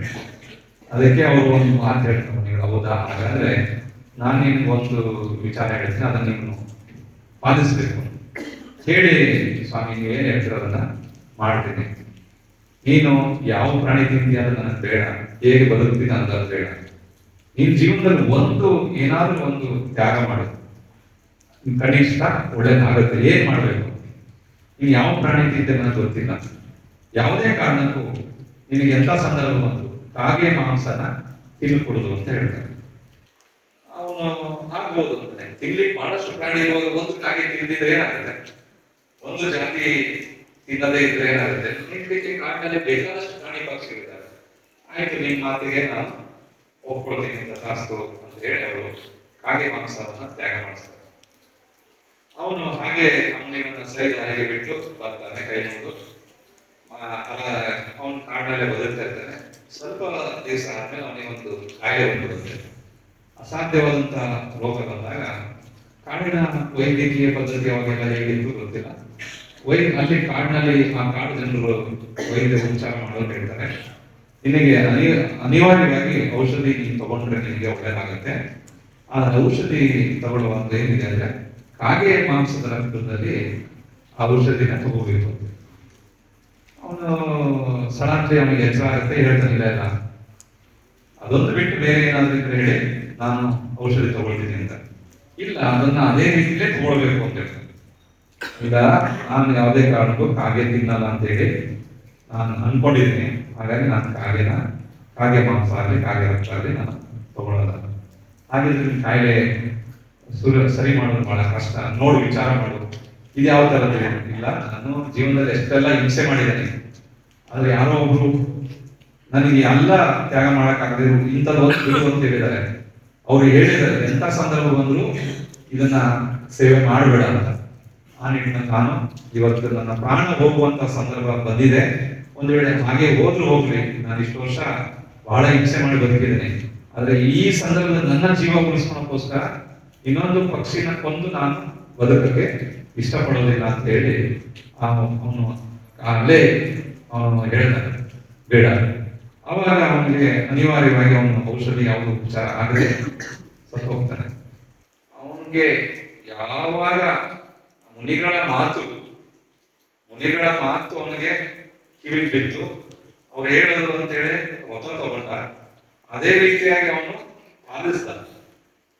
ಆ ನಿಮಿತ್ತವಾಗಿ ಅವನು ಆ ಸಾಧುಗಳ ಭಾವನೆ ಮಾಡಿದ್ರಿಂದ, ಸಾಧುಗಳಿಂದ ತಗೊಂಡಿದ್ರಿಂದ ಅರಹರ ಭಕ್ತಿ, ಆಚಾರ್ಯ ಭಕ್ತಿ, ಆ ಮುನಿಗಳು ಗುರುಗಳು ಅವನಿಗೆ ಉಪದೇಶ ಕೊಟ್ಟಿದ್ರಿಂದ, ಆ ಭಕ್ತಿಯನ್ನು ಮಾಡಿದ್ರಿಂದ ಅವನಿಗೆ ಒಳ್ಳೆಯ ರೀತಿಯ ಸದ್ಗತಿ ಅಂದ್ರೆ ಮುಂದೆ 34ನೇ ಭಾವದಲ್ಲಿ ತೀರ್ಥಂಕರನಾಗುವಂತಹ ಭಾವ ಮಹಾವೀರ ಭಗವಂತನಾಗಿ ಅವರು ಹುಟ್ಟುತ್ತಾರೆ. ಪುರೋರವ ಅನ್ನುವಂತ ಭಾವದಲ್ಲಿ ಅವರಿಗೆ ಬೀಜ ಹಾಕಿದ್ದು ಯಾವಾಗಂದ್ರೆ ಆ ಭಾವದಲ್ಲಿ. ಅವನು ಸಾಧುಗಳಿಗೆ ಮಾರ್ಗ ತೋರಿಸ್ತಾನೆ, ಸಾಧುಗಳು ಇವನಿಗೆ ಮಾರ್ಗ ತೋರಿಸ್ತಾರೆ. ಇದು ಅನ್ಯೋನ್ಯ ಸಂಬಂಧ. ಸಾಧುಗಳಿಗೆ ಭೌತಿಕವಾದಂತ ರಸ್ತೆಯನ್ನು ತೋರಿಸಿದ್ರೆ, ಆ ಮುನಿಗಳು ಇವನಿಗೆ ಅಧ್ಯಾತ್ಮವಾದಂತ ರಸ್ತೆಯನ್ನ ತೋರಿಸಿ ಹೋಗ್ತಾರೆ. ಅದು ಅವರು ಮಹಾವೀರ ತೀರ್ಥಂಕರು ಸಾಧು ಭಕ್ತಿಯನ್ನ ಮಾಡಿದ್ರಿಂದ, ಮುನಿಗಳ ಮೇಲಿದ್ದಂತ ಭಕ್ತಿಯನ್ನ ಮಾಡಿದ್ರಿಂದ ಆ ಭಾವನೆಯ ಪ್ರತಿಫಲವಾಗಿ ಏನು ಸಿಕ್ತು ಅವರಿಗೆ ತೀರ್ಥಂಕರ ನಾಮ ಪ್ರಕೃತಿ ಬಂದಾಯಿತು.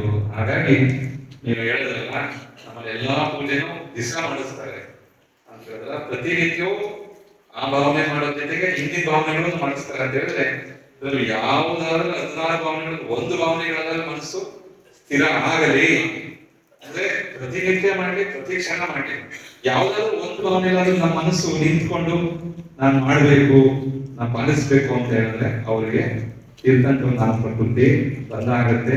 ಅದಕ್ಕೆ ಈ ರೀತಿಯಾಗಿ ನಮ್ಮಲ್ಲಿ ಅರಹರ ಭಕ್ತಿ, ಆಚಾರ್ಯ ಭಕ್ತಿ, ಬಹುಶುದ್ಧ ಭಕ್ತಿ, ಪ್ರವಚನ ಭಕ್ತಿ ಅನ್ನುವಂಥ 4 ಭಕ್ತಿಗಳನ್ನ ಹೇಳಿದ್ದಾರೆ. ಇವುಗಳನ್ನ ಶಾಶ್ವತ ಮಾಡಬೇಕು ಅಂತ ಹೇಳಿ, ಯಾವುದು ಯಾರಿಗೆ ಅನುಕೂಲ ಇದೆಯೋ ಅದನ್ನು ಮಾಡಬೇಕು. ಆ ನಿಟ್ಟಿನಲ್ಲಿ ಸಾಮಾನ್ಯವಾಗಿ ಇತ್ತೀಚಿನ ದಿನಗಳಲ್ಲಿ ನೀವೆಲ್ಲ ಗೊತ್ತಿರುವಂಥದ್ದೇ, ಈ ಪೂಜೆ ಪುನಸ್ಕಾರಗಳ ವಿಚಾರದಲ್ಲಿ ಬಹಳ ವಿಕಲ್ಪಗಳು ಸಮಾಜದಲ್ಲಿ ಬರುತ್ತೆ. ಕೆಲವರು ಉತ್ತರದಲ್ಲಿ ಹೋಗಿ ಬಂದವರು ನಮ್ಗೆ ಹೇಳುವಂಥದ್ದು, ಬೆಳಗಿಂದ ಸಂಜೆವರೆಗೂ ಅಷ್ಟು ಪೂಜೆ ಮಾಡೋದ್ರಿಂದ ಉಪಯೋಗ ಇಲ್ಲ, ಯಾಕೆ ಮಾಡಬೇಕು? ಭಗವಂತನಿಗೆ 1 ತಾಸು ಪೂಜೆ ಅಥವಾ ಅರ್ಧ ತಾಸು ಪೂಜೆ ಮಾಡಿದ್ರೆ ಸಾಕಲ್ವಾ? ನೀವು ಉಪವಾಸ ಮಾಡಿ, ವ್ರತ ಮಾಡಿ, ಇಷ್ಟು ಮಾಡಿದ್ರು ಸಾಕು. ಭಕ್ತಿಯಿಂದ 1 ತಾಸು ಪೂಜೆ ಮಾಡಿ, ಯಾಕೆ ದಿನವಿಡೀ ಪೂಜೆ ಮಾಡಬೇಕು ಅಂತ ಹೇಳಿ. ಆದ್ರೆ ನಮ್ಮಲ್ಲಿ ಯಾಕೆ ಈ ಪದ್ಧತಿ ಇನ್ನೂ ಜೀವಂತವಾಗಿ ಉಳ್ಕೊಂಡಿದೆ ಅಂತ ಹೇಳಿದ್ರೆ, ಈ ಚಾತುರ್ಮಾಸದ ಸಂದರ್ಭದಲ್ಲಿ ಹೆಚ್ಚು ಜೀವೋತ್ಪತ್ತಿಗಳಾಗುವಂತ ಸಂದರ್ಭ. ಅದರಲ್ಲೂ ನಮ್ಮ ಜನ, ನಮ್ಮ ಈ ದಕ್ಷಿಣ ಭಾರತದಲ್ಲಿ, ಕರ್ನಾಟಕದಲ್ಲಿ ಈ ಕಡೆ ಎಲ್ಲ ಕೃಷಿ ಪ್ರಧಾನವಾಗಿರುವಂತಹ ಸಮಾಜ. ಅದರಲ್ಲಿ ಆರಂಭ ಹಿಂಸೆ ಅನ್ನುವಂಥದ್ದು ಬಹಳ ಆಗುತ್ತೆ. ಅಂದ್ರೆ ಕೃಷಿ ಮಾಡುವಾಗ ಅನೇಕ ರೀತಿಯ ಜೂನ್, ಜುಲೈ ಇತ್ಯಾದಿ ತಿಂಗಳಲ್ಲಿ ಕೃಷಿ ಚಟುವಟಿಕೆಗಳು ಹೆಚ್ಚಿಗೆ ಇರ್ತವೆ. ಆ ನಿಟ್ಟಿನಲ್ಲಿ ನಮ್ಮ ಪೂರ್ವಾಚಾರ್ಯರು ಕನಿಷ್ಠ ಈ ಪರ್ವ ದಿನಗಳಲ್ಲಿ ಶ್ರಾವಕರು ಹೆಚ್ಚು ಸಮಯವನ್ನ ದೇವಸ್ಥಾನದಲ್ಲಿ ಕಳೆಯಲಿ. ಅವರು ಆ ಪರ್ವದಿಂದಲೂ ಏನಾದ್ರೂ ಸ್ವಲ್ಪ ಸಮಯ ಸಿಕ್ಕರು ಹೊಲಕ್ಕೆ ನೀರು ಬಿಡಬೇಕು, ಮೋಟರ್ ಆನ್ ಮಾಡಬೇಕು, ಅದ್ ಮಾಡಬೇಕು, ಗೊಬ್ಬರ ಹಾಕ್ಬೇಕು, ಔಷಧಿ ಹಾಕ್ಬೇಕು ಅಂತ ಎದ್ದೋಗ್ಬಿಡ್ತಾರೆ. 10 ಅಥವಾ 16 ದಿವಸಗಳನ್ನಾದ್ರೂ ಅವ್ರಿಗೆ ಬ್ರೇಕ್ ಯಾರು ಹಾಕಿರೋದು ಅಂದ್ರೆ ನಮ್ಮ ಆಚಾರ್ಯರು. ಎಲ್ಲ ತಿಳ್ಕೊಳ್ಳೋದೇನಾದ್ರೆ ಈ ಪಂಡಿತರಿಗೆ ಬಹಳ ಕೆಲಸ ಇರುತ್ತೆ, ಪೂಜಾ ಸಾಮಗ್ರಿ ಅದನ್ನ ಜೋಡಿಸ್ಕೊಳ್ಳಕ್ಕೆ. ಹಂಗಾಗಿ ಪಂಡಿತರು ಬೆಳಗ್ಗೆ 6 ಗಂಟೆಗೆ ಶುರು ಹಚ್ಚಿದ್ರೆ ಸಾಯಂಕಾಲ 6 ಗಂಟೆಗೆ ಬಿಟ್ಬಿಡ್ತಾರೆ ಅಂತ ಹೇಳಿ. ಹಾಗಲ್ಲ, ಶ್ರಾವಕರಿಗೆ 10 ದಿವಸ ಅಥವಾ 16 ದಿವಸಗಳು ವ್ರತ ನಿಯಮಗಳನ್ನು ಇಟ್ಟು ಹೆಚ್ಚು ಅವರಿಗೆ ಅರ್ಹ ಭಕ್ತಿ ಅಂದ್ರೆ ಪೂಜೆಯಲ್ಲಿ ಮನಸ್ಸು ಅವರಿಗೆ ಆಕರ್ಷಿತವಾಗಿರ್ಲಿ, ಅಲ್ಲೇ ಇರ್ಲಿ, ಸ್ಥಿರವಾಗಿರ್ಲಿ. ನೀವು 1 ತಾಸು ಪೂಜೆ ಮಾಡಿದ್ರೆ ಮತ್ತೆ ವಾಪಸ್ ಹೊರಗೆ ಹೋಗ್ತೀರಾ, ಇಲ್ಲ ಮತ್ತೆ ವಾಪಸ್ ಹೋಗಿ ಅಂಗಡಿ ಕೂತ್ಕೊಳ್ತೀರಿ, ಹೋಟ್ಲಲ್ಲಿ ಪೂಜೆನೇ ಮುಗಿತಂದ್ರೆ ಏನ್ ಮಾಡೋದು? ಹಂಗಾಗಿ ನಮ್ಮ ಪೂರ್ವಾಚಾರ್ಯರು ಪರ್ವ ದಿನಗಳಲ್ಲಿ ಹೆಚ್ಚೆಚ್ಚು ಬರೀ ಬಸ್ತಿಯಲ್ಲಿ ಕೂತ್ಕೊಂಡ್ರೆ ಬರೀ ಪೂಜೆ ಆಗಲ್ಲ, ಮಧ್ಯದಲ್ಲಿ ಪ್ರವಚನ ಆಗುತ್ತೆ, ಸ್ವಾಧ್ಯಾಯ ಆಗುತ್ತೆ, ಮಧ್ಯದಲ್ಲಿ ಜಪ ಮಾಡಿದ್ರ, ತಪಸ್ಸಾಗುತ್ತೆ, ಮತ್ತೆ ಒಂದು ಹೊತ್ತು ಊಟ ಅಥವಾ ಕೆಲವರು ಉಪವಾಸ, ಈ ರೀತಿಯಾದ ವ್ರತ ಆಗುತ್ತೆ. 6 ಕ್ರಿಯೆಗಳನ್ನ ಪರಿಪೂರ್ಣವಾಗಿ ಪರ್ವ ದಿನಗಳಲ್ಲಿ ಶ್ರಾವಕರು ಪಾಲಿಸಿದಂಗಾಗುತ್ತೆ. ಅದಕ್ಕೆ ಈ ಪರ್ವದಿನದಲ್ಲಿ ಸಂಪೂರ್ಣ ಸಮಯವನ್ನ ಅರ್ಹ ಭಕ್ತಿ, ಪ್ರವಚನ ಭಕ್ತಿ, ಬಹುಶ್ರುತ ಭಕ್ತಿ ಮತ್ತೆ ಈ ಆಚಾರ್ಯ ಭಕ್ತಿ, ಈ 4 ಭಕ್ತಿಗಳಲ್ಲಿ ಅವರ ಮನಸ್ಸು ಆಸಕ್ತವಾಗಿರಲಿ ಅನ್ನೋ ದೃಷ್ಟಿಯಿಂದ ಈ ಪೂಜಾ ಪದ್ಧತಿನ ನಮ್ಮಲ್ಲಿ ಹಾಕಿದ್ದಾರೆ ವಿನಃ ಈಗೆಲ್ಲ ಏನ್ ಜನ ಬಂದು ನಿಮಗೆಲ್ಲ ತಲೆ ಕೆಡಿಸಿ 1 ದಿವಸ ಮಾಡಿದ್ರು ಸಾಕು, 1 ಟೈಮ್ ಮಾಡಿಸಿದ್ರು ಸಾಕು, 1 ಗಂಟೆ ಮಾಡಿಸಿದ್ರು ಸಾಕು ಅಂತ ಹೇಳಿದ್ರೆ ಅದು ಸಾರ್ಥಕ ಆಗೋಲ್ಲ. ನಮ್ಮ ದಕ್ಷಿಣ ಭಾರತ ಇದು ಅನಾದಿ ಕಾಲದಿಂದಲೂ ಪ್ರಾಚೀನವಾದಂತಹ ಪರಂಪರೆಯನ್ನ ಉಳಿಸ್ಕೊಂಡು ಬಂದಿರುವಂತದ್ದು. ಈಗ ಉದಾಹರಣೆಗೆ ದಶಲಕ್ಷಣ, ನಮ್ಮ ಪರಂಪರವಾಗಿ ಪೂಜೆ ಮಾಡೋರೆಲ್ಲ ಬೆಳಗಿನ ಸಂಜೆವರೆಗೆ ಮಾಡ್ತಾನೆ ಇದ್ದಾರೆ. ಕೆಲವೊಂದು ಊರಲ್ಲಿ ಅವರೆಲ್ಲ 1 ತಾಸು 2 ತಾಸಿಗೆ ಪೂಜೆ ಮಾಡಿಕೊಂಡು 1/4 kg ಅಕ್ಕಿಲಿ ಒಂದು ನೋಂಬಿ ಮುಗಿಸ್ಕೊಂಡು ಹೋಗುವಂತ ಜನರು ನಮ್ಮ ಊರಲ್ಲಿ ಇದ್ದಾರೆ. ನಮ್ಮ ಒಂದು ಕಡೆ ಒಂದೊಂದು ಬ್ಯಾಗ್ 2 ಬ್ಯಾಗ್ ಪೂಜಾ ಸಾಮಗ್ರಿ ತಂದು ಭಗವಂತನ ಪೂಜೆ ಮಾಡುವಂತ ಜನರು ನಮ್ಮ ದೇವಸ್ಥಾನ ನೋಡ್ತಿದ್ವಿ. ಬರೀ ಡಬ್ಬಿಲಿ ಅಕ್ಕಿ ತಂದು ಎಲ್ಲ ಭಗವಂತನಿಗೂ ಸ್ವಹ ಮಾಡಿ ಹೋಗುವಂತ ಜನರು ಇದೆ. ಆದರೆ ನಾವು ಅಥವಾ ನೀವು ಚರ್ಚೆ ಮಾಡಿದ್ರ ಅದು ತಪ್ಪಲ್ಲ. ನಮ್ಮಲ್ಲಿ ಪೂಜೆ ಬೆಳಗಿನ ಸಂಜೆಗೆ ಆಗ್ತಿದೆ ಅಂತ ಹೇಳಿದ್ರೆ ಅದು ಅನರ್ಥ ಅಲ್ಲ, ಅದು ಅಷ್ಟು ಅಗತ್ಯ ಇಲ್ಲ ಅಂತಲ್ಲ, ಅಥವಾ ಯಾಕೆ ಮಾಡಬೇಕು ಅಂತ ಬಂದಲೂ ಅಲ್ಲ. ಅದೆಲ್ಲವೂ ಯಾವುದು ಅಂದ್ರೆ ಅದು ಪರ್ವ ದಿನಗಳು 16 ದಿವಸ ಅಥವಾ ದಶಲಕ್ಷಣ ಎಲ್ಲ ಅದರೊಳಗೆ ಬರೋದಿಲ್ಲ. ಪರ್ವ ದಿನದಲ್ಲಿ ಜನ ಹೆಚ್ಚು ಈ 4 ಭಕ್ತಿಗಳು, ಅರ್ಹ ಭಕ್ತಿ, ಆಚಾರ್ಯ ಭಕ್ತಿ, ಬಹುಶ್ರುತ ಭಕ್ತಿ, ಪ್ರವಚನ ಭಕ್ತಿ, ಈ 4ರಲ್ಲಿ ಅವರು ಆಸಕ್ತಿ ಇರಲಿ. ಈ 4 ಭಕ್ತಿಗಳಲ್ಲಿ ಯಾವುದು ಮುಖ್ಯ ಅಂದ್ರೆ ದರ್ಶನ ವಿಶುದ್ಧಿ, ಭಗವಂತನ ಏನು ದೇವಶಾಸ್ತ್ರಗಳ ಮೇಲೆ ಯಥಾರ್ಥವಾದ ನಂಬಿಕೆ ಇಟ್ಟು ಸಂಯುಕ್ತ ಪೂರ್ವಕವಾಗಿ 4 ಭಕ್ತಿಗಳನ್ನು ಯಾರು ಮಾಡ್ತಾರೋ ಅವರು ಉಳಿದಂತ ಎಲ್ಲ ಭಕ್ತಿಯ ಫಲ ಸಿಗುತ್ತೆ. ಒಂದಲ್ಲ ಒಂದು ಭಾವದಲ್ಲಿ ಅವರಿಗೆ ತೀರ್ಥಂಕರ ನಾಮ ಪ್ರಕೃತಿ ಬಂದ ಆಗುತ್ತೆ ಅನ್ನುವಂಥದ್ದೇ ನಿಶ್ಚಿತವಾಗಿ ಆಚಾರ್ಯ ಪರಮೇಶ್ವರ ಹೇಳಿರೋದ್ರಿಂದ ನಾವು ಅದನ್ನ ಪಾಲಿಸ್ಬೇಕು. ನಿಮ್ಮ ಊರಿನಲ್ಲಿ ನಿಲ್ಲಿಸ್ಲಿಕ್ಕೆ ಪ್ರಯತ್ನ ಪಟ್ಟರು ನೀವು ಅದನ್ನ ನಿಲ್ಲಿಸ್ಲಿಕ್ಕೆ ಬಿಡಬೇಡಿ. ಯಾರಿಗೆ ಆಸಕ್ತಿ ಇಲ್ಲ ದಯವಿಟ್ಟು ಏನು ವಿಚಾರ ಮಾಡಬೇಡಿ, ನಿಮ್ಗೆ ಹೆಂಗಾಗುತ್ತೋ ಕೈ ಮುಕ್ಕೊಂಡು ಹೋಗಿ. ನಾವು ಮಾಡೋರು ಮಾಡಿ, ಯಾಕಂದ್ರೆ ತ್ರಿಕಾಲ ಪೂಜೆಯನ್ನು ಮಾಡಬೇಕು ಅಂತ ಹೇಳಿದ್ದಾರೆ ಪರ್ವ ದಿನಗಳಲ್ಲಿ. ಬೆಳಗ್ಗೆ ಅಭಿಷೇಕ, ಮಧ್ಯಾಹ್ನ ಅಭಿಷೇಕ, ಸಂಜೆ ಆರತಿ ಪೂಜೆ, ಇದೆಲ್ಲ ನಮ್ಮಲ್ಲಿ ಇದೆ. ತ್ರಿಕಾಲದಲ್ಲೂ ಭಗವಂತನ ಧ್ಯಾನವನ್ನ ಮಾಡಬೇಕು. ಪ್ರತಿನಿತ್ಯ ಮಾಡಲಿಕ್ಕಾಗದಿದ್ರು ಪರ್ವ ದಿನಗಳಲ್ಲಿ ಮಾಡಬೇಕು ಅನ್ನುವಂಥದ್ದನ್ನ ನಿಶ್ಚಿತವಾಗಿ ನಮ್ಮಲ್ಲಿ ಹೇಳಿರೋದ್ರಿಂದ ನಮ್ಮ ಬೆಳಗಾವಿ ಕರ್ನಾಟಕ ಇರಲಿ, ಮಹಾರಾಷ್ಟ್ರದಲ್ಲಿ ಇರಲಿ, ಕರ್ನಾಟಕ ಈ ಕಡೆ ಇರಲಿ, ಇಲ್ಲೆಲ್ಲ 10 ತಾಸು ಪೂಜೆ ಮಾಡ್ತಾರೆ ಅಂದ್ರೆ ಅದು ಅನರ್ಥ ಅಲ್ಲವೇ ಅಲ್ಲ. ನೀವು ಯಾರೇ ವಿದ್ವಾಂಸರು ಬಂದು ಹೇಳಿ, ಯಾರೇ ಮುನಿಗಳು ಬಂದು ಹೇಳಿದ್ರು, ನೀವು ಅನ್ಯಥ ಅದನ್ನ ಹೆಚ್ಚು ವಿಕಲ್ಪಕ್ಕೆ ಹೋಗದೆ ನಮ್ಮ ಪದ್ಧತಿ, ನಮ್ಮ ಹಿಂದೆ ನಮ್ಮ ಅಜ್ಜ ಮಾಡ್ತಿದ್ರು, ಮುತ್ತಜ್ಜ ಮಾಡ್ತಿದ್ರು, ಇದೇ ಪದ್ಧತಿಯಲ್ಲಿ ಮಾಡ್ಕೊಂಡು ಬಂದಿದ್ದೇನೆ ಅಂದ್ರೆ ಅವರೆಲ್ಲ ಯಾಕೆ ಚೆನ್ನಾಗಿದ್ರು. ಇವತ್ತು ನೀವು ಹೊಲ ಮನೆ ಎಲ್ಲರ ಹತ್ರ ಇದೆ, 2 ಎಕರೆ 3 ಎಕರೆ ತುಂಡು ಆಗಿದ್ರು, ಒಬ್ಬರೇ ಇಬ್ಬರೇ ಇದ್ರು ಮನೆಯಲ್ಲಿ, ಸುಖ ಅಥವಾ ಸಂಪತ್ತು ವೃದ್ಧಿ ಆಗ್ತಿಲ್ಲ ಅಂದ್ರೆ ಏನಕ್ಕೆ ಕಾರಣ ಅಂದ್ರೆ ನಾವು ಭಗವಂತನಿಗೆ ಮಾಡುವ ಪೂಜೆ ಭಕ್ತಿಯಲ್ಲಿ ಸಂಕುಚಿತ ಭಾವನೆ ಇಟ್ಕೊಂಡಿದ್ದೀವಿ. ನಾವು ಭಗವಂತನ ಒಂದು ಎಷ್ಟು ಉದಾರವಾಗಿ ನಾವು ಭಕ್ತಿಯನ್ನ ಮಾಡ್ತೀವಿ, ನಮ್ಮ ಕೈಯಲ್ಲಿದ್ದಷ್ಟು ದ್ರವ್ಯವನ್ನ ಉದಾರವಾಗಿ ನಾವು ಪೂಜೆ ದಾನಕ್ಕೆ ಬಳಸ್ತೀವಿ. ಶಕ್ತಿ ಇದ್ದಷ್ಟು ಕೆಲವರಿಗೆ ಒಂದು ಮೊಗಸೆ ಮಾಡುವಷ್ಟು ಇರ್ಬೋದು, ಕೆಲವರಿಗೆ ಒಂದು ಪುಂಜದಷ್ಟು. ಆದ್ರೆ ಕೊಡ್ತಿರೋ ದ್ರವ್ಯದ ಮೇಲೆ ಉದಾರ ಭಾವನೆ ಇಟ್ಟು ಯಾವುದೇ ಸಂಕುಚಿತ ಭಾವನೆ ಇಲ್ಲದೆ, ಹೇ ಭಗವಂತ, ನಿನ್ನ ಆಶೀರ್ವಾದದಿಂದಲೇ ನನಗೆ ನಿನ್ನ ಭಕ್ತಿ ಮಾಡಲಿಕ್ಕೆ ಅವಕಾಶ ಸಿಕ್ಕಿದೆ, ನನ್ನ ಶಕ್ತಿಯಾನುಸಾರವಾಗಿ ನಿನ್ನ ಭಕ್ತಿಯನ್ನು ಮಾಡ್ತಿದ್ದೀನಿ ಅಂತ ಹೇಳಿ ಆತನ ಮುಂದೆ ಸಮರ್ಪಣೆ ಮಾಡಿದ್ರೆ, ಯಾವುದೇ ಸಂಕುಚಿತ ಭಾವನೆಯಿಂದಲೇ ಮಾಡುವಂತ ಪೂಜಾ ಫಲವೇ ನೀವೇನ್ ಹೇಳ್ತಿಲ್ಲ, ಧನ ಕನಕ ಸಮೃದ್ಧಿ ಆಗೋದು ಅಂತ ಹೇಳ್ತಿಲ್ಲ, ಅದೇ ನೀವೆಷ್ಟು 10 ಎಕರೆ ಇಟ್ಕೊಂಡು ಏನೋ ಮಾಡದೆ ಗಳಿಸೋದು, 1 ಎಕರೆ 2 ಎಕರೆ ಇಟ್ಕೊಂಡು ದಾನ ಧರ್ಮ ಮಾಡ್ಕೊಂಡು ಗಳಿಸೋದು ಸಮಾನವಾಗಿರುತ್ತೆ ಅಂತ ಹೇಳ್ತಾರೆ. ಕೆಲವರು ಏನು ಮಾಡಲ್ಲ, 10 ಎಕರೆ ಇದೆ, ಯಾವ್ದು 1 ಎಕರೆ ಮಾಡಿದವ್ರಿಗಿಂತ ಫಸಲು ಕಮ್ಮಿನೇ ಇರುತ್ತೆ. ಕಾರಣ ಅಂದ್ರೆ ಅವರು ದಾನ ಧರ್ಮಗಳಲ್ಲಿ ಭಗವಂತನ ಭಕ್ತಿ ಮಾಡೋದ್ರಲ್ಲಿ ಉದಾರ ಭಾವನೆ ಇಟ್ಕೊಂಡಿದ್ರಿಂದಲೇ ಸಂಕೋಚ ಭಾವನೆ ಮಾಡಬಾರದು. ಭಗವಂತನ ಪೂಜೆಗೆ ಯಾವುದೂ ಸಂಕೋಚ ಮಾಡಬಾರದು. ನಾವು ಇಡುವ ದ್ರವ್ಯದ ಮೇಲೆ ಯಾವತ್ತೂ ನಮ್ಮ ಮಮತ್ವ ಇಡಬಾರದು. ನಾವು ದ್ರವ್ಯ ಇರಿಸ್ತಿದೀವಿ, ಈ ಇಟ್ಟ ದ್ರವ್ಯ ಪಂಡಿತರಿಗೆ ಹೋಗುತ್ತೆ, ಏನ್ ಮಾಡ್ತಾರೆ ಅವರು, ತಿಂತಾರೋ, ಅಂಗಡಿ ಮಾಡ್ತಾರೋ, ಹೋಟೆಲಿಗೆ ಕೊಡ್ತಾರೋ, ಯಾರಿಗೆ ಕೊಡ್ತಾರೋ ಅಂತ ನಾವು ಆ ಭಾವನೆ ಇಟ್ಟು ದ್ರವ್ಯವನ್ನ ಭಗವಂತನ ಮೇಲೆ ಇಡಬಾರದು. ನಾವೇನಾದ್ರೂ ಭಗವಂತನ ಮುಂದೆ ಸಮರ್ಪಣೆ ಮಾಡುವಾಗ ನಾವು ನಮ್ಮ ಅಪೇಕ್ಷೆ ಏನಿದೆಯೋ ಭಗವಂತನ ಪಾದದಲ್ಲಿ ಇಡುವಾಗ ಅದನ್ನಷ್ಟೇ ಗಮನ ಕೊಡಬೇಕು. ನಮಗೆ ಭಗವಂತನಂತೆ ಗುಣಗಳ ಪ್ರಾಪ್ತಿ ಬೇಕು, ಭಗವಂತನಂತೆ ಅತಿಶಯವಾದಂತಹ ಪುಣ್ಯ ಸಂಗ್ರಹವನ್ನು ನಾವು ಗಳಿಸ್ಕೋಬೇಕು ಅನ್ನೋಷ್ಟೇ ಭಾವನೆ ಇಟ್ಟು ಮಾಡುವ ಪೂಜೆಗೆ ಫಲ ಸಿಗುತ್ತೆ. ಆ ನಿಟ್ಟಿನಲ್ಲಿ ತಾವೆಲ್ಲರೂ ನಿಮ್ಮ ಊರುಗಳಲ್ಲೂ ಯುವಕರಿರ್ಬೋದು ಅಥವಾ ಹಿರಿಯರಿರ್ಬೋದು ಎಲ್ಲರೂ ಏನು ನಮ್ಮ ಪ್ರಾಚೀನ ಪರಂಪರೆ ಪದ್ಧತಿ ಪ್ರಕಾರವಾಗಿ ನಡೆದು ಬಂದಿದೆ ಅದನ್ನ ಮುನ್ನಡೆಸ್ಕೊಂಡು ಹೋಗಿ ಅವೆಲ್ಲ ಹೊರಡುವ ಮುಂಚೆ ಸಂಕಲ್ಪಬದ್ಧರಾಗಿ ಇಲ್ಲಿಗೆ ಹೊರಟಿರ್ತೀರ. ಬಹುಶಃ ಎಲ್ಲವೂ ತಾವು ಎಲ್ಲ ವಿಧಿವತ್ ಮಾಡಿ ಹೊರಟಿರ್ತೀರ. ಹಾಗೆ ಇಲ್ಲಿ ಬಂದು ಭಗವಂತನ ಪಾದದಲ್ಲೂ ಸಹ ಬಂದು ದರ್ಶನ ಮಾಡಿ ಸಂಪನ್ನ ಮಾಡ್ತೀರಾ. ಈಗ ನಾವು ಹೇಳಿದ್ವಿ, ಯಾವಾಗಲೂ ಹೇಳ್ತಿರ್ತೀವಿ, ಉತ್ತರ ಭಾರತದಲ್ಲಿ ಏನು ಈ 12 ಜ್ಯೋತಿರ್ಲಿಂಗಗಳಿದ್ದಾರೆ. ಅದರಲ್ಲೂ ವಿಶೇಷವಾಗಿ ಮಧ್ಯಪ್ರದೇಶ, ರಾಜಸ್ಥಾನ, ಆ ಕಡೆ ಉತ್ತರ ಪ್ರದೇಶ, ಹರಿಯಾಣ ಇತ್ಯಾದಿ ಸುತ್ತಮುತ್ತ ಎಲ್ಲಿ ಶಿವನ ಕ್ಷೇತ್ರಗಳಿವೆ ಅಲ್ಲಿ ಹಿಂದೂ ಸಮಾಜದವರು ಕಾವಡಿ ಅಂತಾರೆ. ಒಂದು ಹೆಗಲ ಮೇಲೆ ಒಂದು ಕೋಲಿಗೆ ಒಂದು ಕಡೆ ಒಂದು ಮಡಿಕೆಯಲ್ಲಿ ನೀರೆಲ್ಲ ಇಟ್ಕೊಂಡಿರ್ತಾರೆ ಪಾತ್ರೆಯಲ್ಲಿ, ಇನ್ನೊಂದು ಕಡೆ ಅವ್ರ ಸಾಮಗ್ರಿ ಇಟ್ಕೊಳ್ತಾರೆ. ಹೆಗಲ ಮೇಲೆ ಇಟ್ಕೊಂಡೆ ಅವರು ಆ ಕ್ಷೇತ್ರಗಳಿಗೆ, ಅಂದ್ರೆ ಹರಿದ್ವಾರಕ್ಕೆ ಹೋಗ್ಬೇಕಂದ್ರೆ ದಿಲ್ಲಿಯಿಂದಲೇ ನಡೆದು ಹೋಗ್ತಾರೆ. ಹಾಗೆ ಮಧ್ಯಪ್ರದೇಶ ಭೋಪಾಲಿಂದ ಉಜ್ಜಯಿನಿ ಇರ್ಬೋದು, ಓಂಕಾರೇಶ್ವರ ಇರ್ಬೋದು, ಆತರ ಎಲ್ಲಿ ಅವ್ರದ್ದು ಪುಣ್ಯಕ್ಷೇತ್ರಗಳಿಗೆ ಅಲ್ಲಿವರೆಗೂ ನಡೆದೇ ಹೋಗ್ತಾರೆ. ಆ ಕಾವಡಿ ಅಂದ್ರೆ ಇದು ಏನು ಇಟ್ಕೊಂಡಿರ್ತಾರಲ್ಲ ಅದನ್ನ ನೆಲದಲ್ಲಿ ಇಡಲ್ಲ, ಒಬ್ಬರ ಹೆಗಲಿಂದ ಇನ್ನೊಬ್ಬರ ಹೆಗಲಿಗೆ ಕೊಡ್ತಾ ಹೋಗ್ತಾರೆ. ಕೆಳಗೆ ಯಾವುದೇ ಕಾರಣಕ್ಕೂ ಇಡಲ್ಲ. ಅದನ್ನ ಭಗವಂತನ ಪೂಜೆ ಆಗೋವರೆಗೂ ಅಲ್ಲಿಗೆ ತಂದು ಸಮರ್ಪಣೆ ಮಾಡ್ತಾರೆ. ಆಮೇಲೆ ಊರಿಂದ ಅಲ್ಲಿಂದ ಪ್ರಸಾದ ತಗೊಂಡೋಗಿ ಊರಲ್ಲಿ ಮತ್ತೆ ಭಗವಂತನಿಗೆ ಅಭಿಷೇಕ ಪೂಜೆ ಮಾಡಿ ವಿಸರ್ಜನೆ ಮಾಡ್ತಾರೆ.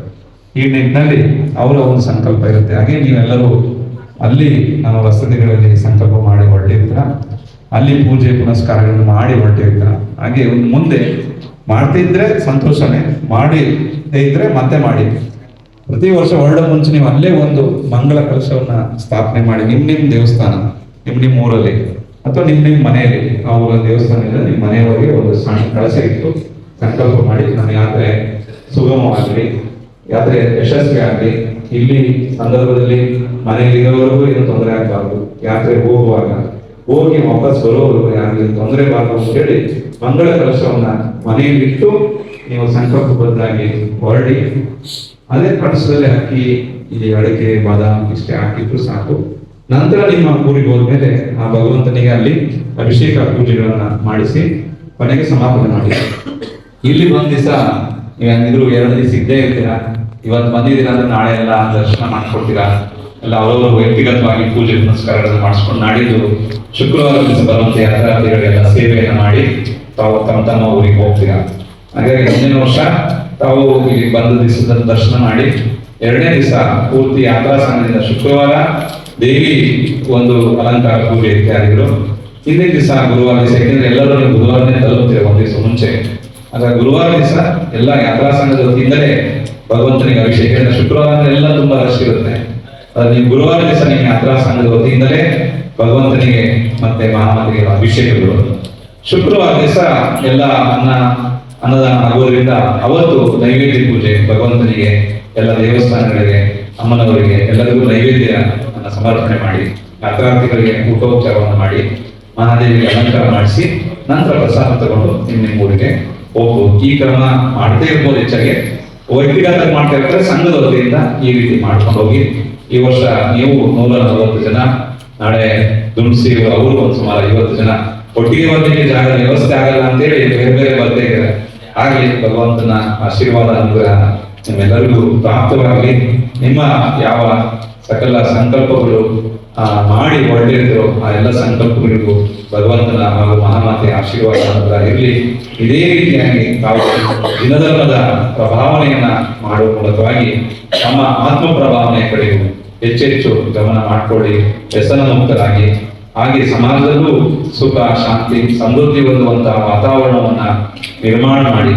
ಈಗ ಆಚಾರ್ಯ ಶಾಂತಿಸಾಗರ ಮಹಾರಾಜರವರು ಆಚಾರ್ಯ ಪದವಿಗೆ ಪ್ರಾಪ್ತ ಮಾಡಿಕೊಂಡು 100 ವರ್ಷಗಳ ಆ ಕಾರ್ಯಕ್ರಮ ಎಲ್ಲ ಕಡೆ ನಡೀತಿದೆ.